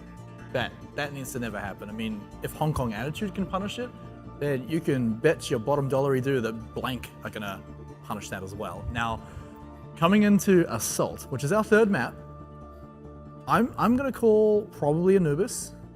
This is the map that AHQ did first hold Blank against, but Smart predictions. I do not expect, yeah, very smart, right? I do not expect AHQ to make that mistake again. So even though during Time Bank they didn't look too hot, on the first defense of King's Row, I think that was really, I mean, it's what even got Hong Kong Attitude into that position for Time Bank, right? They had 2 minutes compared to AHQ's 1 minute, and because Hong Kong Attitude just got to go through the first defense so easily, there was basically no time spent on it, and we were talking before the break, what if they had spent 1 minute, maybe even 2 minutes more? They wouldn't even be in the Time Bank situation, so that could have gone very, very differently, and I are going to make that same mistake again. They've shown that they're very proficient on Assault, and because it's their pick, probably going to be proficient on that Temple of Anubis as well. I think Averill sort of summed it up perfectly there. You know, if Hong Kong Attitude on their attack there, if they hit overtime onto point number 3, they had to win every single fight coming off the back of that. And we saw obviously AHQ so very good at holding the streets phase, so very good at holding checkpoint number 3 as well. They did not win every fight convincingly at all. They obviously got wiped a few times, let AHQ stabilize off the back of that. Obviously, if it was overtime, they might not have even finished King's Row there. So if AHQ do keep themselves a little bit more, what's the word? Reserved, you know, a little bit more Don't think you've won the Yeah, fight before you've don't killed just anyone. run it straight as. Be disciplined. Don't run it straight. Don't run it straight. You're not playing League. Watch the kill feed at least. Yeah, well, yeah. Well, Pretty I much was that. wrong. Hey, look at that. Oh, so it's going to be AHQ Esports picking Hanamura. So, Crappy, the Torbjorn Lord. This is his bread and butter. Torbjorn Lord, he's a lord now. Oh, he is Torbjorn Lord. Bread and Torb butter, Lord. buttering the bread, dropping the turret. the mate, Lord just- Bjorn. Lord Bjorn. Lord Bjorn. I like Lord Bjorn better. I like it. That's good. That's Yeah, good. good. Yeah, good one, Avril. I like that one. I said it. I pointed at you. Oh, I thought you pointed at him. Trying to This take is my the credit. illusion. The illusion on the camera. Surely, looks like I'm pointing at you. It probably did. Yeah, It surely. probably did. Surely. Sorry, folks. But yeah, you're right.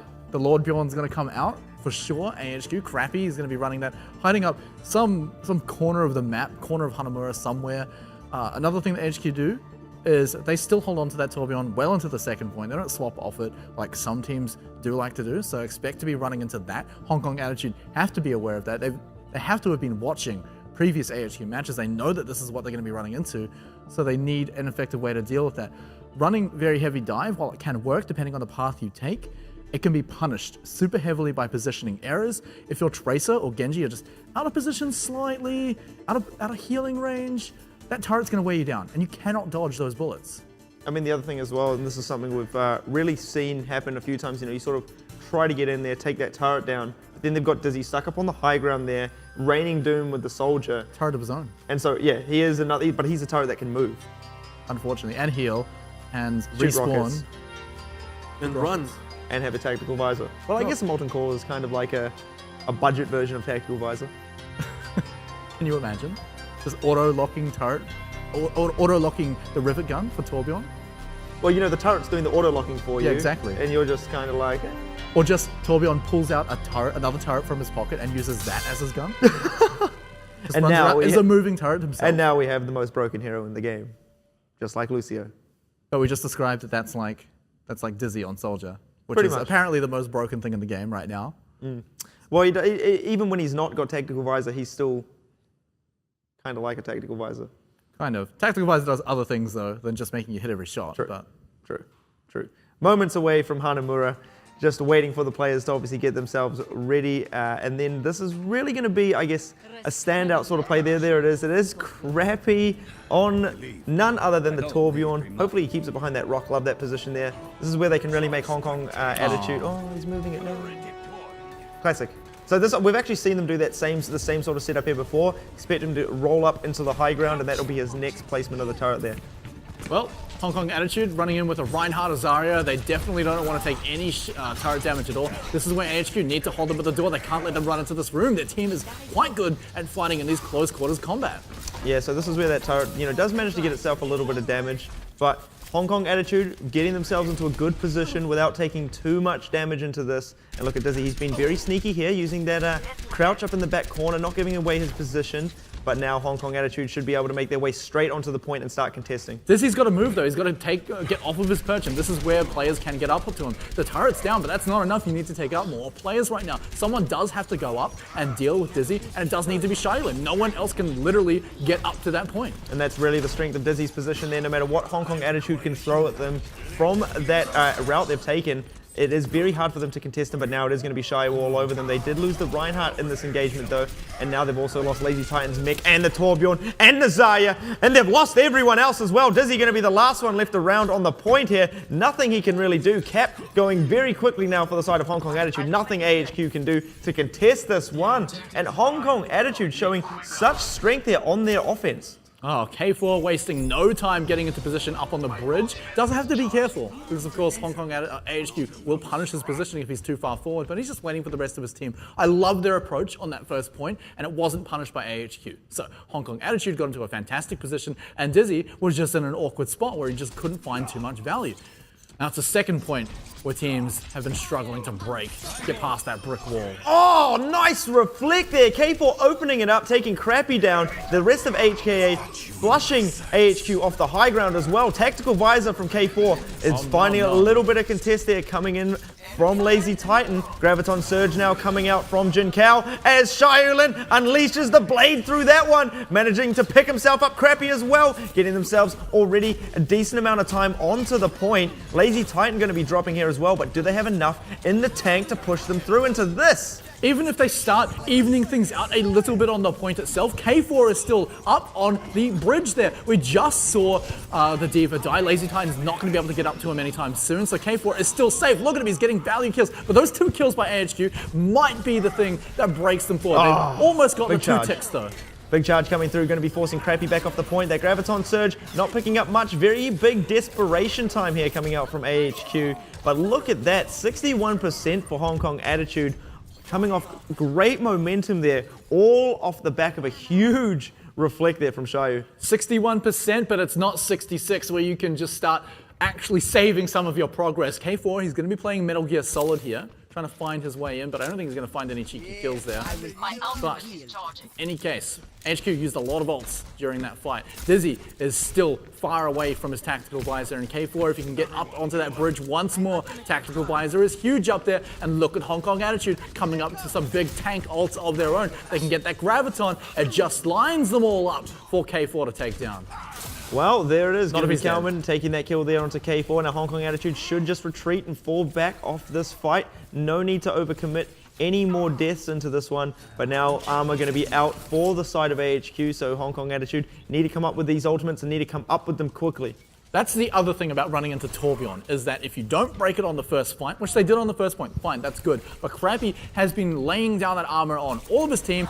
Dizzy, the only member to not currently have armor, should probably get some soon. But it's going to make it a lot harder. But with these ultimates coming up, do they wait for Xiaolin's Dragon Blade, try to rely on it during the fight when they start contesting the point? Earth Shadow found nothing. Not at all. And now what can the rest of Hong Kong Attitude do? Throwing out the Graviton Surge, just picking up a pair, but still AHQ picked themselves up a couple of frags early into this. So still going to be extremely hard for Hong Kong Attitude to push themselves into this. Great bait there from AHQ to force out a few ultimates, but Lazy Titan and Kalman up in the back here. What is going on? Oh, Jin Kao going straight for the suicide. Yeah, Reset the fight, boys. Good one. Jin Kao used his Graviton during that as well, and to my knowledge, I think it actually got eaten as well. No, it couldn't, but it just missed. It didn't get any value right now. He was swapping anyway. No, he picked up a couple. Picked up a couple, but not quite enough. Now, Jin Kao, he was swapping anyway, so that's okay. So that's going to give the protection for K4, which is what is needed, because remember, you're miles away from your Graviton Surge. Get something that can get you value now. However, Hong Kong Attitude, that's 3 fights that they've just gone into. Oh, just thrown off the bridge there. That's a terrible position for them right now. AHQ have put them into a corner. And now with AHQ getting a lot of these ultimates stacked up on their side as well, if they manage to rotate them through, should be very good for them. Xiaoyu's going to need to come up with a huge Dragon Blade here. They do have the Nano Boost to pair with that. Also K4's Tactical Visor. Jin Kao finding that onto Eric here. And that's going to be Lazy Titan's mech down. Hong Kong Attitude unthinkably pushing their way out here. And there's going to be Xiaoyu contesting the Tactical Visor. Now K4 hitting a Tactical Visor of his own. What can he find with it though? Can he get enough here? Almost kills himself with that rocket there. The cap is falling. Where are the rest of AHQ? Crappy picking himself up a sneaky little kill. They are contesting this point back. But Hong Kong Attitude on 80% here. This is absolutely great stuff now coming out from them. Obviously got themselves over that second checkpoint sort of deal as well, but now AHQ hard road ahead. Oh, Hong Kong Attitude did actually make a pretty bad situation into something that they could use. They got up to, like you said, 80%, and importantly got past that second check mark. Now AHQ also used a few ults in that fight themselves. Hong Kong Attitude even trades with that, so it's not going to matter too much of an advantage, but this time, once more, they're trying to take that upper balcony so that Dizzy doesn't have that defense position that he had during that last fight. Well, looks like AHQ are indeed trying to hold on to that high ground position, but it's going to be a Ting just slapping them with the brunt of the hammer there. And good charge. Pushing him back into it. But it's actually going to be the self-destruct to really finish this one off now. The counter self-destruct going to be buying them a bit of time, and it will be enough time as the rest of the team get absolutely cleaned up as they try to run away from that self-destruct. Now AHQ stabilizing off the back of this. 1 minute 30 left to go. They need to hold on to this, but with 86% already capped there for Hong Kong Attitude, that's absolutely huge. Yeah, they got a little bit extra during that. That's pretty good for them, but You want to really stand out from the rest of the teams here, you need to fully cap Hanamura on the second point. And against Crappy on that Torbjorn, it can be pretty difficult. Dizzy's going to be the one coming up to the next big ultimate. And we do still have to talk about Molten Core. That is a threat that you have to deal with. And there's not a huge amount of ultimates, and sure, Xiaolin can throw out the Dragon Blade. Even with the Nano Boost, that Torbjorn, with the Molten Core up, that turret will still rip through you. Well, Kalman can stop this offense in its tracks right there, getting himself a decent flanking position, goes in for their pulse bomb.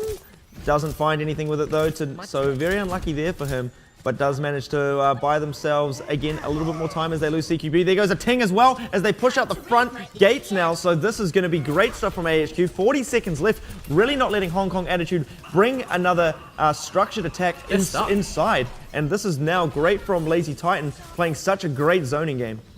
Yeah, I mean, he knows that Hong Kong Attitude have a very limited time left, pushing them back, making sure if you can find one more kill, that's a huge amount of time that you're buying for your team. AHQ have plenty of ultimates to work with. Hong Kong Attitude, they're going with the dregs here. Wow, Xiao Lin finding negative nothing at all there as Crappy just as turret just destroys them there. Hong Kong Attitude committing the sound barrier as well as they try to force their way into the point. Now Crappy surely should be dying here. K4 hitting the tactical visor, doesn't really get enough mileage out of it as the rest of AHQ are there to just clean up HKA, and they do manage to hold down the second checkpoint there. But Hong Kong Attitude, 87%. Yeah, they sprinted onto the point in that last fight there. Added 1% more to their total. I mean, every little bit counts in the end, right? But like I said, to set yourself apart from some of these teams, you've got to take that second point on Hanamura. Otherwise, well, AHQ, I feel like they've done this before against Blank. They've got pretty far on that second checkpoint. I think last time, I think they got 51%. something like that. Yeah, it was pretty crazy, right? But that's against Blank. Now you're going up against Hong Kong Attitude, who, using the Blank measuring stick, last time they played, they were 3-0'd by Blank. But the other, I guess maybe Blank were looking bad, but AHQ not looking super strong against Hong Kong Attitude. Hong Kong Attitude really walking over them on that first offense there. So they do need to full cap. If we get a repeat of King's Row as well, where Hong Kong Attitude can buy a ton of time on that first point, that can be very, very impactful, right? Imagine a world where AHQ take 3-4 minutes even if they go to overtime here in trying to cap this first point. That is so much room for Hong Kong Attitude to work with. I mean, I think it's also, I want to sort of know, I guess, hear what you guys have to think about it. Them really sort of working out, Crappy's Torbjorn now. It's not, I guess, that, sort of surprise pick these teams. It's not really being impactful enough, I feel, anymore on the defense. Teams are just really walking over it. Especially on the first cap as well. Now, this is another problem area that's starting to appear for AHQ. Great holdout on Cap 2, but what happened on Cap 1? They kind of let that one go extremely quickly. They got to revisit that. Yeah. I mean, like I said before, if you lose that first fight against the Torbjorn, then, well, you're going to struggle with all the armor packing up. So just win the first fight. Korean advice right there. Well, Hong Kong Attitude, though, not going for that Torbjorn. I think that's going to work out a lot in their favor. Obviously, just need to buy themselves a little bit more time on cap number 1, and obviously with 87%, AHQ have to come up big on cap number 2. Well, Hong Kong Attitude would like to hold this front door with the composition that they're running. A lot of shields, a lot of big beefy tanks just to hold it up there, but they're going to let AHQ actually get the positioning. They're going to go around the left side. Also, remember, Cowl the Man is on that Roadhog. If he finds one single hook, that's the fight already over for Hong Kong Attitude. Yes, but he is a big fatty boy, and if they do manage to find those shots onto him, or Dizzy back into his favorite high ground position here, so do keep an eye on him. They do have the Xiaolin Tracer though, so you've got to really pay attention. He's now looking to get himself into a flanking position. K4 on some high ground of his own, remaining very uncontested. This is just round 1 again. Who's defending here? So this needs to be, there is a little bit of cap time, but someone really needs to deal with K4 up on that high ground. He really can join the fight and do a lot of damage unless someone gets all over him. There comes the nano boost. Nice charge there from Eric, taking a Ting down, starting this one off with a bang there. They managed to take out Jinkao as well, so tanks down for the side of Hong Kong Attitude. Now the rest of them are just falling like dominoes here. Little answer from Xiaolin with the pulse bomb, but definitely not enough. And AHQ, very decisive first attack. Nowhere near enough. Looks like Lazy Titan choosing to swap heroes into the next round as well. Didn't get a huge amount of ult charge, so it's not going to lose a huge amount of momentum. But the big thing is, well, Eric and he's got that Earth Shatter. In fact, actually, he was out of the mech, so that's probably what he was going for. But Earth Shatter is going to be the biggest tool here. Sound Barrier as well to keep them alive and sustained. But the biggest thing about attacking the second point is getting Dizzy up onto the balcony, winning the fight on the ground, and then letting Dizzy stay there, and then winning the fight so hard that no one can go up and contest them. It's how Hong Kong Attitude got so much percentage in their fight. We'll see if AHQ can do it themselves. Well, look at this. Eric in trying to line himself up a big Earthshatter. Keep an eye out for this one. But Ultimate's now coming up in the side of HKA. They should be able to counterplay a lot of this. But again, AHQ have ultimates of their own to work with. This is really going to be who can execute a little bit better and counterplay the other ultimates here. But Hong Kong Attitude putting so much pressure on holding that high ground. Sound barrier now coming up for the side of AHQ. But same with Hong Kong Attitude here. Going to be that nano visor coming in from Dizzy. Uncontested up on the high ground. They pick that first kill up onto a Ting. Now the pressure comes onto him. K4 hitting that tactical visor of his own. Already picking up Carez. Lazy Titan all up in his grill. Not letting him get too much more done with that one. And now Dizzy going to be the king of the high ground here. This whole hog up in the corner. Great timed Primal Rage there to push Jin Kao through this one, taking down Eric N, being definitely the more flexing tank in this situation. And now the pressure comes onto Dizzy. He's going to force him off the high ground, and surely the rest of HKA can clean up these AHQ members as they are all split apart. Kalman landing a hook, not enough, and Hong Kong Attitude holding this one down.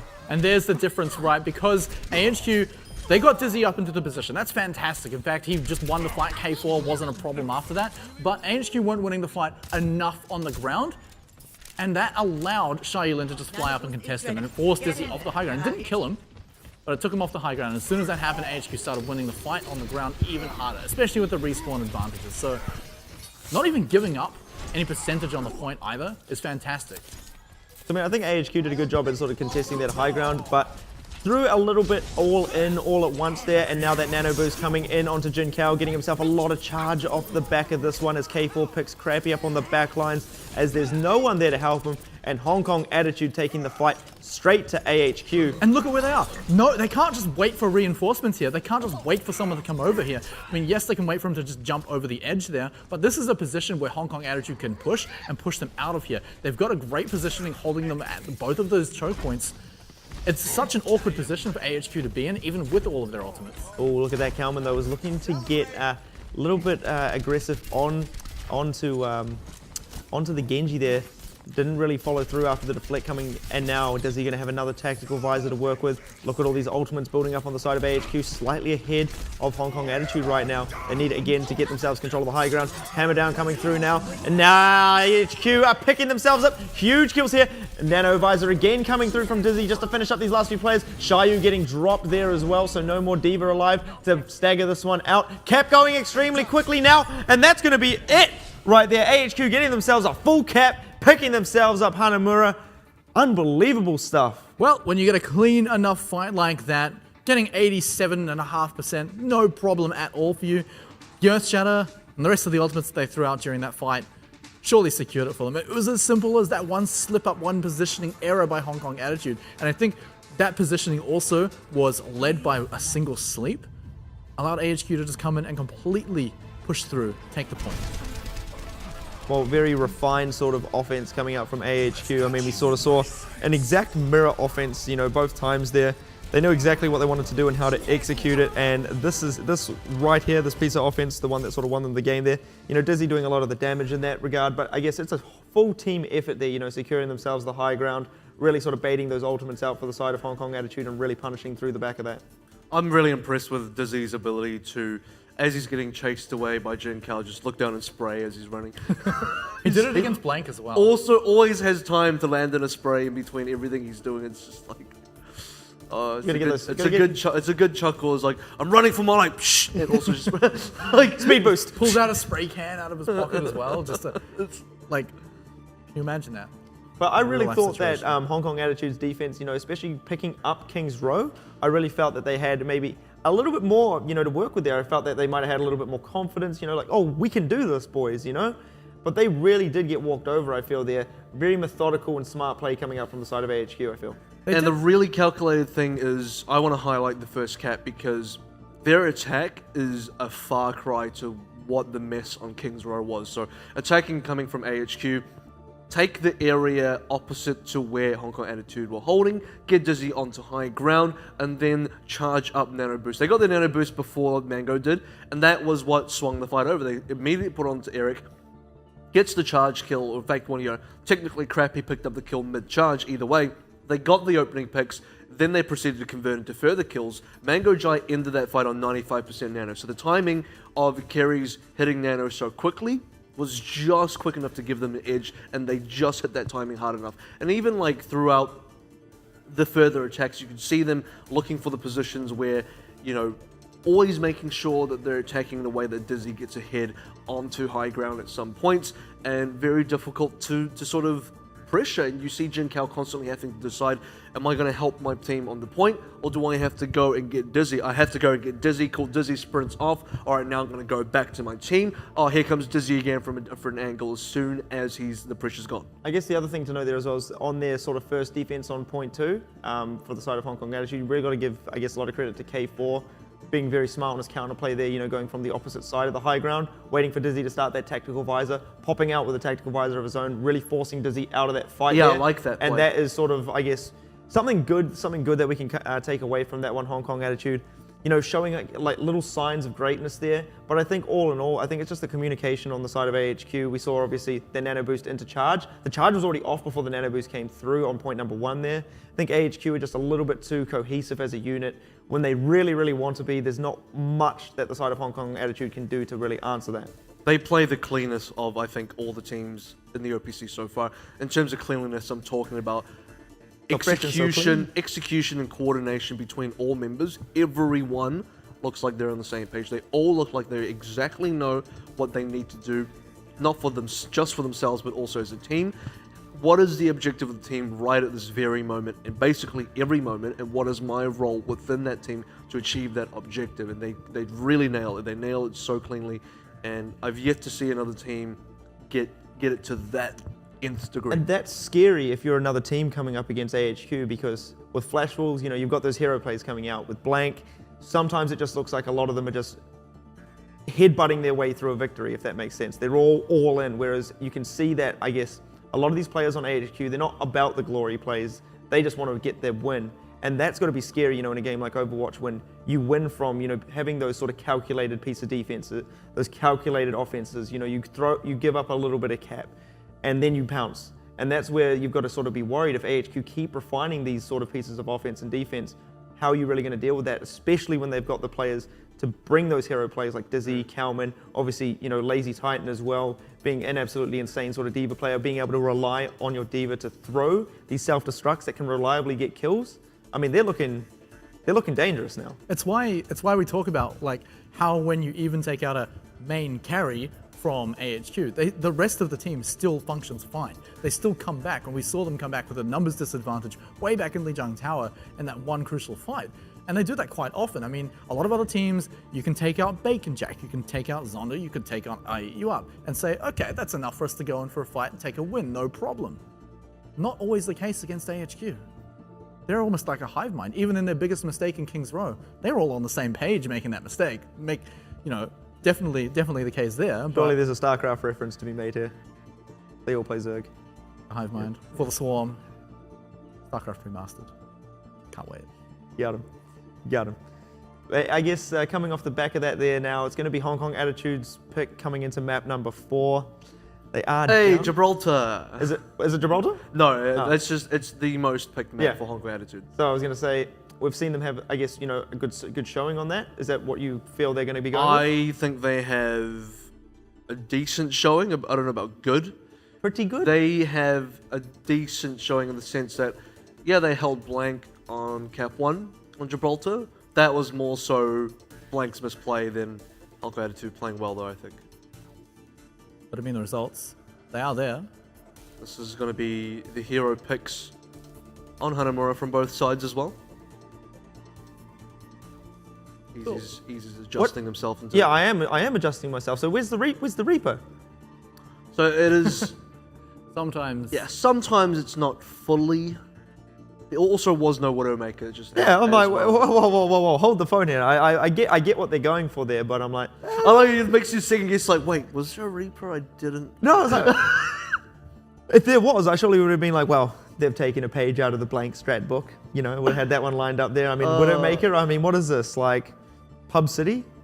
You know, pub comp games. No, that is Blank's specialty. The Widowmaker Hanamura, and then Reaper later on is Blank. Oh, you know, I know. Oh, they do that on sort of point number 1, but it says first half, second half. So does that mean cap 1, cap 2? No, I think that would be more like When you your- swap over sides. Yeah, maybe it would be yes when you swap over. So the first Okay, half would yep, be yep. whoever's attacking first, whoever's defending first, then we swap it around would be the second half. Yeah. Yeah, so we know. And We then know a time EM does bank. the. And the then a old, third half for time bank. I The third- math, a yeah, third half, the yeah. math checks out. on that one. 150%. Yes. I snipe you up. I have seen it before. Also, I've seen the Blank Esports specialty Reaper come out. But has anyone else been sort of picking up Reaper? Yeah, actually, Bacon Jack picks up Reaper here and there. It's his favorite hero, and unfortunately, the one time Bacon Jack has really brought it out was more like a we're Flash Wolves and we're winning anyway move against Sun Sister rather than a Right. this is part of a set strategy. Anubis, right? It wasn't Anubis. No, it was no, you're right. It was Anubis. It was the last map. So maybe just while we're on the topic of Reaper here, maybe just to get your guys' reactions, or I guess your ideas maybe. He's obviously fallen out of the meta heavily. Oh, it is actually going to be Hong Kong Attitude picking Gibraltar, where Reaper on point 2. Pretty You good. can jump off the shuttle. Not pretty really good. that great. Oh, come on, mate. Look at all those close rooms. Yeah, it's really great to contest up on the shuttle where you shadow step up there and the enemy team gets a big global voice warning that you've arrived. And you know, a good solid few seconds of shooting the hero as well. So But I mean, if you could make a change to Reaper to make him viable, what would you do? I don't think I would make any change because he has a niche True. role and a niche like specialty that he has to be able to keep. And it's not about making everyone viable, it's about making everyone available, every hero available for a particular niche, for a particular objective, and then using that to achieve the objective when you want it. It's just so it happens right now that he's not really required, but you know, making everyone viable essentially just makes everybody the same. It's Yeah. not Overwatch anymore. I mean, in regards to like a little thing, maybe like, you know, say... maybe he picked reloading up- when he uses Wraith. Yes, I think Yeah, I just- think I was going to say reloading when he like that's a good one, or maybe increasing maybe the radius at which you can pick up the health orbs when you wraith walk, or something along these lines, just to give him a little bit more utility. Maybe, you know, don't make a heavy, huge voice line when you teleport. No, don't want to see more Reaper. I miss my boy Reaper, you know. I mean, I miss him too, but I'm sure Spinning top we'll combos, see him. I you mean, know. Show me some nano boosted. Overwatch- Die. I don't want to go back to that. Nah, that's great, mate. You know, dropping Beyblade, let it rip. Like, no. No, okay, No one wants to see fun. that. Okay. That was kind of fun. But Gibraltar, right? Reaper, you're probably not going to see, even on that fabled second point where No, obviously we're not going to see it. no. More hoggy hogs. Yeah. I mean, I've seen a Pudo play a fantastic hog on second point Gibraltar on defense. Basically, felt like a Bastion tower, just always in different places every time the enemy engaged. But he's not playing. It's not Fireball. We're not gonna see. A Roadhog feeling like a Bastion turret. I know it's hard to explain in a few seconds, but just always being in a different spot. You know, when the Bastion's always just Oh, I know what No. you mean. And you're keeping, I guess, the offense guessing. You know, they're checking a corner and then they're getting shot right in the behind by, you know, Exactly. Bastion in a different spot. You know, he jumps off the shuttle behind you. You know, transforms. Yeah, I'm with you. and then it makes a tank rolling sound now. The latest patch. Oh, But yes, one of the latest. getting into Gibraltar, AHQ taking on Hong Kong Attitude. AHQ leading the series 2-1. Obviously, match and set point here for Hong Kong for AHQ. Sorry, so Hong Kong Attitude must win obviously to keep the series alive and take us to map number 5. I feel if AHQ play any bit as decent as they did on Hanamura, it's all going to be AHQ. Even King's Row as well. So yeah, where Hong Kong Attitude have really struggled traditionally on Gibraltar is the shuttle phase, the second cap, against Blank and possibly also Machi, if my memory serves correct. They just they're not really able to get past that. It's actually quite rare. I think we've barely seen Hong Kong Attitude on the third cap itself. It's always shuttle where they seem to fall over. Have we even? I don't think we've even. I was about to say, seen- have we seen? We haven't seen the third checkpoint. Yeah, at we all. have. Have we? We have seen it. I can't remember who, but we have Oh, seen it from convenient. somebody. Oh, you would know. I mean, you forget the most stuff here, but Well, hey, look, that's not what we're talking about today, is it? However, I haven't seen point 3, I'll be honest. I haven't seen point 3 either. I don't know what you're talking about, Avril. Well, there's short. Easy, Yeah. right? There's no third checkpoint on this map. It's only 2. Well, AHQ getting a little bit aggressive there. Don't go for that early pick into that. And Hong Kong Attitude wasting a little bit of time there, just switching up a couple of heroes, looking to get a little bit of intelligence. And now they start making their way into the high ground, Well, gaining Dizzy position. definitely going to be the main DPS to suddenly start targeting right now because they're running triple tank. Even if Cowman's basically a DPS with a whole lot of health on that Roadhog, he's still not going to be a main priority target like Dizzy is going to be. I mean, sure, you want to dodge those hooks, but you've got to find Dizzy. And as we move later on into this round, going to be crappy as well because that res is going to be pretty important running a Mercy. Still no frags coming up either way of the teams here, but now I like this positioning coming out from Hong Kong Attitude. Really great stuff, trying to get themselves control of this high ground, putting their DPS in, I guess, the defender's position. Where are the defenders now? And that is beautiful stuff, but look at this, great sort of counter movement from AHQ. Kalman needs to be careful though as to not get picked up as Lazy Titan gets himself up on the high ground, really going to be forcing Jinkao off that. But now K4, there needs to be some aggression put onto him. Who's retreating where? I'm so confused with everyone in these different positions, but finally HK make it back to their spawn. Well, most of them do, but some of them are stuck back up in the defender's position. We're not in second checkpoint yet, K4 goes down right there. Great play coming out from Lazy Titan and Dizzy together as they now get that pick onto K4, and now they pick up Mango up in the back lines as well.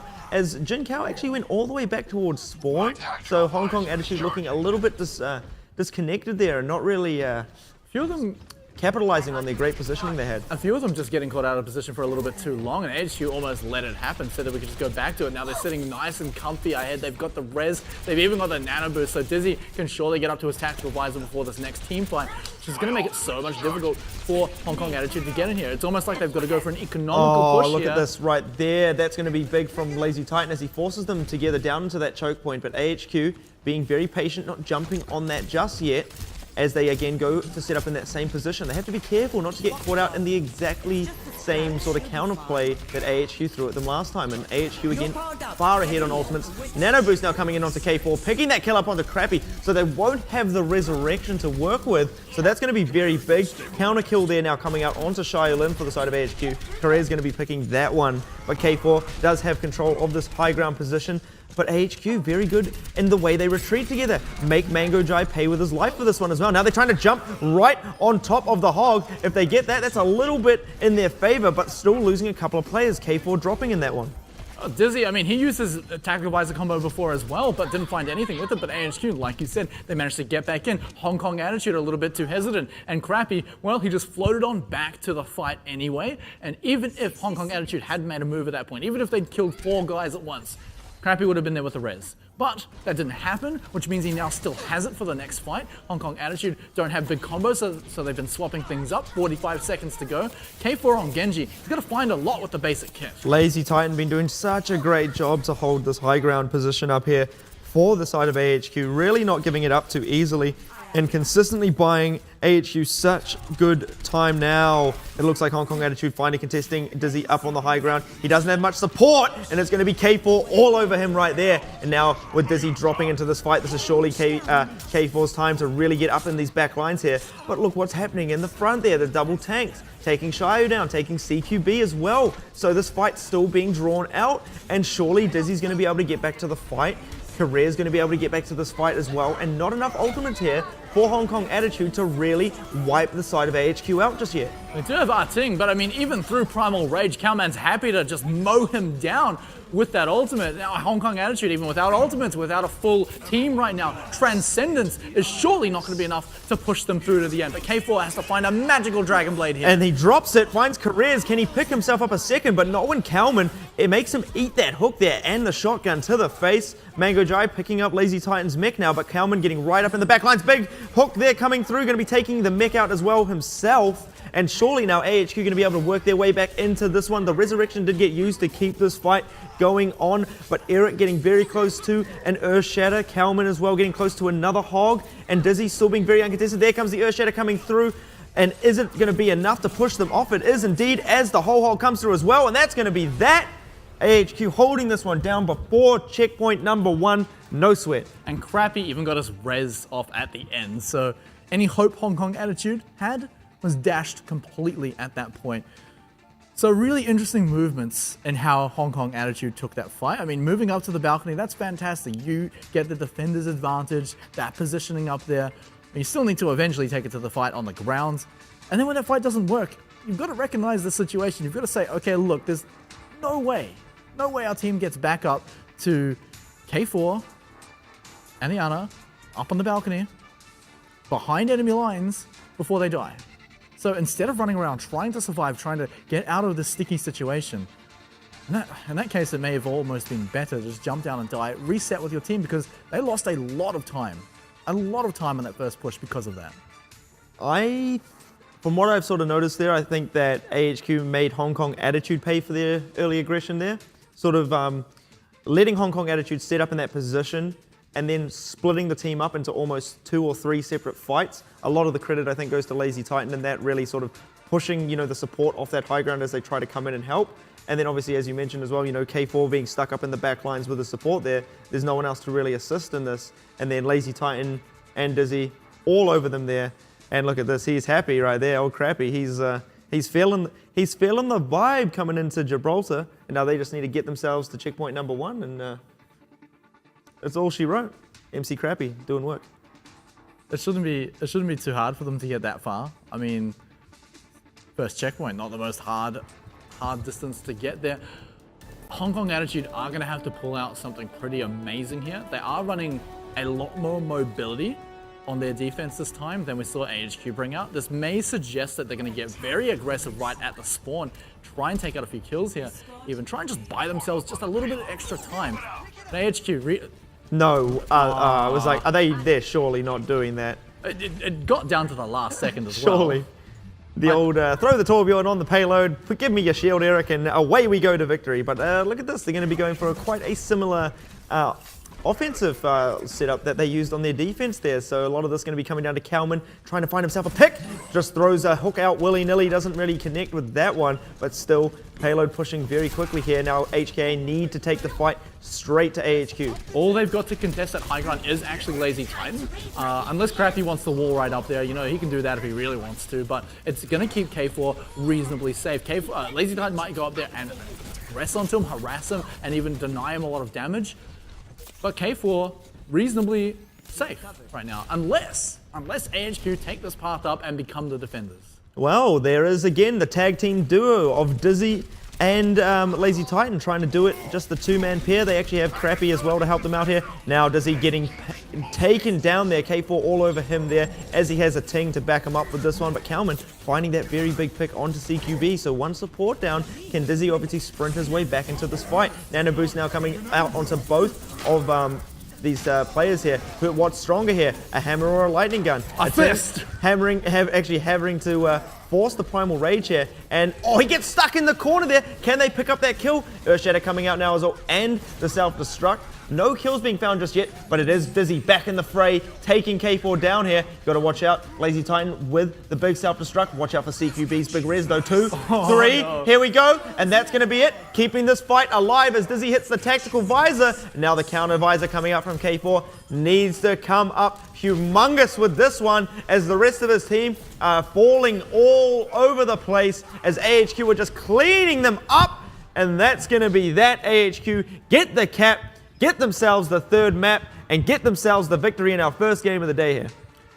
A big res like that, that's fantastic for getting play of the game, sure, I might even see it, but it just evened up the numbers. In fact, I don't think it even did that. And so AHQ were just like, okay, we didn't use any huge ultimates to get that res out of you. We can just continue on, carry on. We've still got a numbers advantage, or at the very worst, even numbers. We're still going to win here. The res just didn't do enough. And it wasn't sound barrier. It wasn't the res, actually. Gosh, show me. Show me. Oh, it's just that they're not even letting them have a contest. He just tagged everyone that died in that. Okay. I mean, technically, though, that is a play of the game and a play of the game. Because, I mean, he's not even letting them contest that final fight there. They would have been easily able to sort of drag out another little fight there. He just goes, nope, boop. Laters, mates. Let me preach my knowledge. Let's hear it. Drop it like it's hot, mate. I've been waiting. If you look at what Hong Kong Attitude were trying to do, get the cart slightly into a decent position, move your entire attacking force up onto the high ground, wrap around the back, get on the battlements, secure the battlements. Sounds good. Good idea. It's exactly what you want. Get K4 up there as a soldier. Done. Oh wait, who's pushing the cart again? No one. And so when that happens, AHQ make the rotation back onto the cart, and they're saying, hey, yeah, by the way, you still got to push this to win, and we're going to sit here and make sure no one can come here. And then you have this awkward stalemate Mexican standoff where it's like HKA have the best positioning, but they can't win the game. And so eventually HKA have to make the move as the card backs itself all the way back to spawn. HKA have to rotate their members, they lose a bit of their initial positioning, then they have to take AHQ in the choke while the card is moving backwards, and of course they lose. It's just guaranteed. Now, look what AHQ did instead. They sent an attacking, like a little bit of like a mobile strike force, put Dizzy and Lazy Titan in the Diva, run them up into the battlements to secure K4 on the high ground. Meanwhile, the other 4 players still maintained pressure on the cut. You look at Eric in on the right, he never got off that cut. He maintained constant pressure, and they always had a win condition in their back pocket, and they secured the high ground because Dizzy killed K4 eventually anyway. So they did exactly what Hong Kong Attitude were trying to do, but much, much better. And is that, I guess, maybe a strength, that AHQ have? We sort of talked about the whole entire team being, such a cohesive unit, but they can almost break off into little sort of, pairs and triples as well, and sort of do 2 things at once. We sort of see, Dizzy and Lazy Titan, sort of that tag team duo. They are the real sort of telepathic pair right there. Always sort of together, they break off together and try and contest that high ground. I think they had CQB go with them as well there. CQB is on the other team. Was it? Yeah. Well, who was it? Who plays? It's Chris. Chris. Was it Crappy? No, it's Crappy. Crappy is Crappy. Lucio. What am I talking about? CQB. Mad Dog. Got this weird image in my head of seeing CQB's Lucio there. Even this is the other problem. Even the Rez, speaking of CQB, even the Rez, he got 3 members because Shaolin died and the timing was just a little bit off. So, he didn't get Shaolin up. Maybe the timing on one of the other players was just running up. It was a choice. Whatever happened, he didn't get the full res on every single member. The problem is Shaolin also had the pulse bomb, and they needed ultimates to get back in. It's not enough to just res, because you res into positions where if, for example, K4 is a soldier, he died in a poor position anyway, he reses immediately back in a position where he'll die again. So the res itself is not strong enough. You need to res into actual swings, such as a pulse bomb, such as something that you can use to actually come back in a big way. Yep. And there's the lineup as well. All looking pretty right. I mean, pretty standard as well. Both teams ran pretty similar compositions between their own attack and their defense. But, I mean, like Avril was saying, right, it was just identifying what they needed to do to win, and both teams did do that, to their credit, but what they also, what one team lacked, AHQ managed to just execute it perfectly, right? They noticed the path of how to get there. How do we actually get up to this high ground, make it effective, and get that payload to the end of the checkpoint? And the answer was, like Avril said, using that strike force. Just a few members, just to push up. You don't want to throw all your eggs into one basket that's just going to be sitting up there away from the payload that's going to deliver you to the supermarket to be sold on special. I stretched that one a little bit. I stretched it a little bit. Sort of. It kind of feeling it, but Oh goodness. look, I got some giggles out of this. He's guy, good. So that's all right. He's good. I'll give him that. Why not? My goodness. The other thing to sort of note there is the res. They were relying on that HKA. Both teams on their defense. Going with the Mercy, on their offense going with the Lucio there. I mean, I was casting the game, and I can't even remember, the res coming in when it was really sort of like, the big, we're going to get a 3-man res. They didn't really need to do that, on the side of AHQ, whereas, Hong Kong Attitude, it kind of looked like, oh, they need the res. Oh, they need the res. Oh, they need the res. There's a problem. There's a problem as well. It looked like one of those more pub plays where a Mercy hides is like, everyone jump on the cart and die. And it's just like, yeah, cool, you do that, you all jump on the cart and die, and then you can die again because you're already grouped up in the same place, and all the other guys, like let's just surround all these guys rising back up. It's just, right now, if you're relying on a massive swing res like that, it's actually really difficult to take advantage of that without then leveraging ults as soon as you get back up. Now, the best way reses have been used so far at the top level play is just to get a couple of critical members up, like 2 is around the right number. 3, you're severely losing the fight. So around 2 members, 2 good members, like a DPS and a tank, and it actually doesn't really matter who, but getting those guys back up in the middle of a fight to then continue brawling on is a lot more currently effective than going for that massive swing. So realistically, they could have been playing it, instead of CQB hiding, he could have been actively healing, actually just playing around, a couple of members die, immediately get them back up, keep the fight going, rather than let AHQ get good positioning and then just kill the guys that res anyway. Something better as well, you know, rather than just healing, could have been given some damage boost to K4 to kill the guys that are trying to push K4 the was cut. one of the first guys that died. That's I'm just using him as the example, but you know, give some damage, because that's sort of, I guess, you know, the tipping point. Because most teams are quite used to, you know, that normal sort of amount of damage that comes through. They sort of know, I guess, especially with tank players, you know, they know how much they can take before they can back off. Yeah. You know, that little sort of extra spike of damage from the damage boost can really sort of tip a fight in your favor. Also really respect Kalman's decision to hold on to whole hog for a very long time, and he didn't whole hog on the defense until right into the overtime, and he's like, cool, time to push everybody off and everyone get off, because I want to win now. Come on, didn't you see the timer? It's over. Come on, what's this overtime? Get off the So I point. really respect understanding, you know, when to leverage ultimates and stuff like that. Just really small things. I think it also is a big thing to talk about where, like Izzy was saying, you barely notice the reses coming out from Crappy, right? And that's for good reason. I mean, just generally, Yeah, it's also... out of everyone. Yeah, out of everyone, except CQB when we had the camera focused at on one him, he was time, rezzing like 3 or 4 people, but like you said, right? It's bringing up the 2 or 3 guys, 3 at the most, really. Usually just 1 or 2, bringing them up in the middle of a fight just to bring up the brawl, and it's also especially important if the trades are going even, right? If you're killing one guy here, one guy there, but they're killing you back, you can res your guys back up, and suddenly you've got the numbers advantage.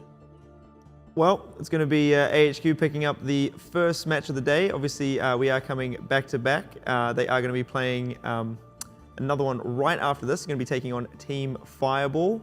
We are going to go to a very short break, and when we return, we'll have all the action right here on Full Circle.